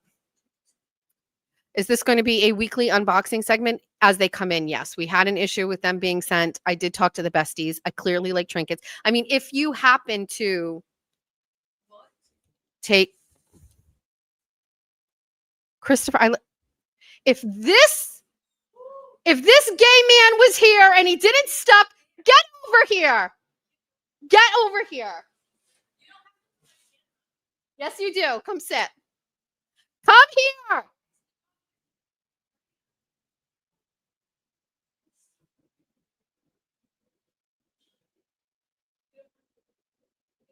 Hold on, stand by. Do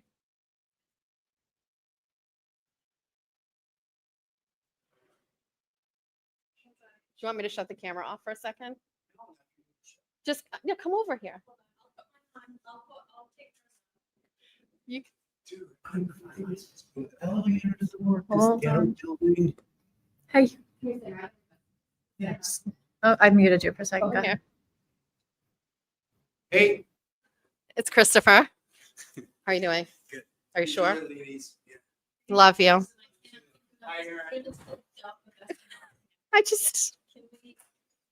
I love him. What?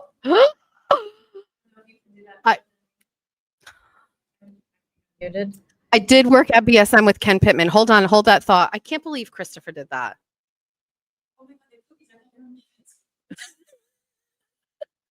Okay, this is where you can find me. All right. I worked at WBSM with Ken Pittman, who was also, he's great. Ken was great. I worked there with Barry Richard, amazing. Chris McCarthy, amazing. Michael Rock, amazing. I actually really, really like Michael Rock a lot. I mean, he's tremendous. He's such a talent. He was just really, really great. It's Tim Weisberg that I don't like, and that was my direct boss. And we're going to talk about him one day because that's important. Fun fact: the producer at Howie Carr worked at WBSM with Tim Weisberg. According to Tim Weisberg, that's one of his best friends. That's what he told me. You didn't know that? Yeah. Oh, the cooking. But we're going to talk about Tim Weisberg, and it's actually taken me some time to actually want to talk about that, because as with many situations where women are like sexually exploited, there is some guilt associated with that. And so I needed to work through that because like not speaking up and not saying something really had me in my head thinking it was my fault. But we've entered a new era where I don't think so at all, especially when you're my boss. So we're going to talk about that. Lots of stories. So that's why I said, what did I say? It was like somewhat with the side of what, with the dash of what? Yeah, it's good. Journalism with a side of trauma with a dash of salt. I think we actually hit the mark today. Ken Pittman used to babysit you when you were kids. I like Chris. Take 40% of your money. Do they? So I don't even know because all of the stuff that came in, it's still there. I had to authenticate all of these things. I had to get my address authenticated. I had to have my accounts. I finally just hit that threshold and everything is all set. And then I guess if they do it every month, I have no idea. Thanks for another awesome show. See you next week. Erin and I are going to have sweet treats. I love my besties. Thanks. I wonder how it's going to, like my first thought is how bad was the crying earlier? Was it like ugly crying? Like it was Kim Kardashian ugly crying? Like lost my diamond in the ocean? Nancy says, love you, Jess. So happy to kick off my weekend with Saturday brunch with you and the besties. We actually have to eventually at some point take this like in real time. Show on the road. We have to get together. Shows for the Machado Museum. Yeah, when I'm in jail. We need to do like something together with the besties. I don't know what that looks like, but we've got to do something. So I'm really happy to start my Saturdays. It feels wonderful to do this every week, and I'm very lucky to do it. Okay, besties, let's end. Are we okay with sharing? Erin's asking for a couple of other songs to add to the. Oh, yes, sure. Level Up by Sierra is like one of my like hype songs. That's like my, and you've got to add the theme show song from the Jess Machado show, Freedom, from, because that's where we started, right? Yes. So there's that. Yeah. Look What You Made Me Do is on there already by Taylor. Okay. Not Ready to Make Nice by the Dixie Chicks. That's another one. I mean, like you're asking, there's a lot. I mean, this could be like all rooted in some sort of things, but I don't know. I have lots of music's a big part. I hate the missing part of it. Come to Pensacola, Florida. I'll take you golfing. I'm trying to talk Billy Bush into golf and the Blue Angels. We go to Florida, it's Erin and I, and we're going to Fort Lauderdale, and we're going to be menaces. I have like really obscure music taste, so I know a lot of people won't get it, but okay. We did it, Tommy. What? Real quick, and maybe I shouldn't even bring it out there, but for the golf people, now that golf has come up, I may or may not have sent her a message last week, and I was very disappointed with all of the besties and all of the people in this little LTL bubble that has, happened over the last couple of weeks. The whole "we did it, Tommy" thing. When Tommy won the FedEx Cup last week, not one person made a meme or a comment that said "we did it, Tommy." Big Cat was close, and it said he did it. So I sent her a screenshot and I crossed it out and said, "We did it." Okay, that's that. The cookies are 10 out of 10, by the way. Christopher's, they're fantastic. So much salt. It's my favorite way to have cookies. I think we're done. Thank you for following. Can we check what? Can someone check on that Spotify thing and let me know if it works? Erin started us a playlist. So it's a shared playlist. People can add to it. Yeah, sure. Be appropriate. I want to go through all my trinkets again. I want to eat my sweet treats. I want to start the weekend. If anybody's in Fall River on Monday, I know it's Labor Day, but the carousel has reopened. I don't know if anybody has seen this, but Fall River has like one of like the oldest carousels ever made. We have it in Fall River. It's down near the water, and they're doing like an outdoor music thing. They've got Adirondack chairs. They've got like cornhole, and I saw it a couple of weeks ago, and it just looked like a vibe. And so I think I might be doing that. I think all my kids have like things to do, so it's an empty nest vibe going on. Anyway, I think I might go to that. So if you are in the city, stop by there because I think that's where I'll be in the afternoon.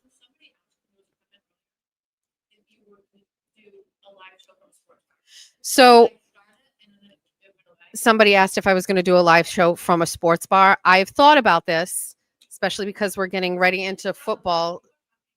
Erin's saying don't tell people because they copy me. It's here, so if you copy me, don't. I've thought about going on location.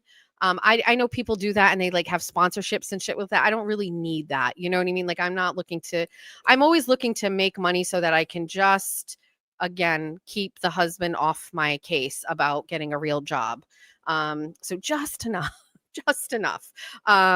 So I'm not looking to do it for money or anything like that, but I've thought about doing something from somewhere. I wish.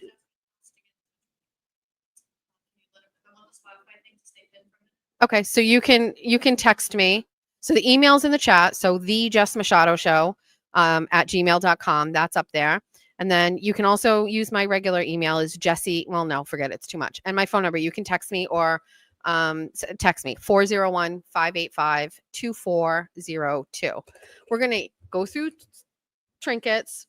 Erin's already eating sweet treats. We're going to bring out our new phone, throw the other one in the river, and we're going to have ourselves a weekend. Besties, thanks for joining me. Thanks for doing this with me. And I will see you next. We're going to do a show with Turtle Boy because Aiden would like to join. I don't know if that's going to be a during the week show or if it's going to be next Saturday. I'll talk to him at some point and we will work it out. But that'll be the next guest, whenever we do it. And maybe we're doing Wednesday shows. We're not really sure. We'll see how it goes. Come to Revere Beach for a live show. Revere Beach. I really would like to go to the sports book at Plainville. It was going to be a Barstool one, and then that fell through because of COVID. But I'd like to do it from a sports book. I'm a sports girl. I don't know what to say. How do you only have 6 subs? This is a new channel. Yeah, episode 5. It's a new channel. I know it looks like I've been doing this forever, but it's new. Thanks, Jess and Erin. Thank you to my bestie, Erin, my ride or die. All right, let's go.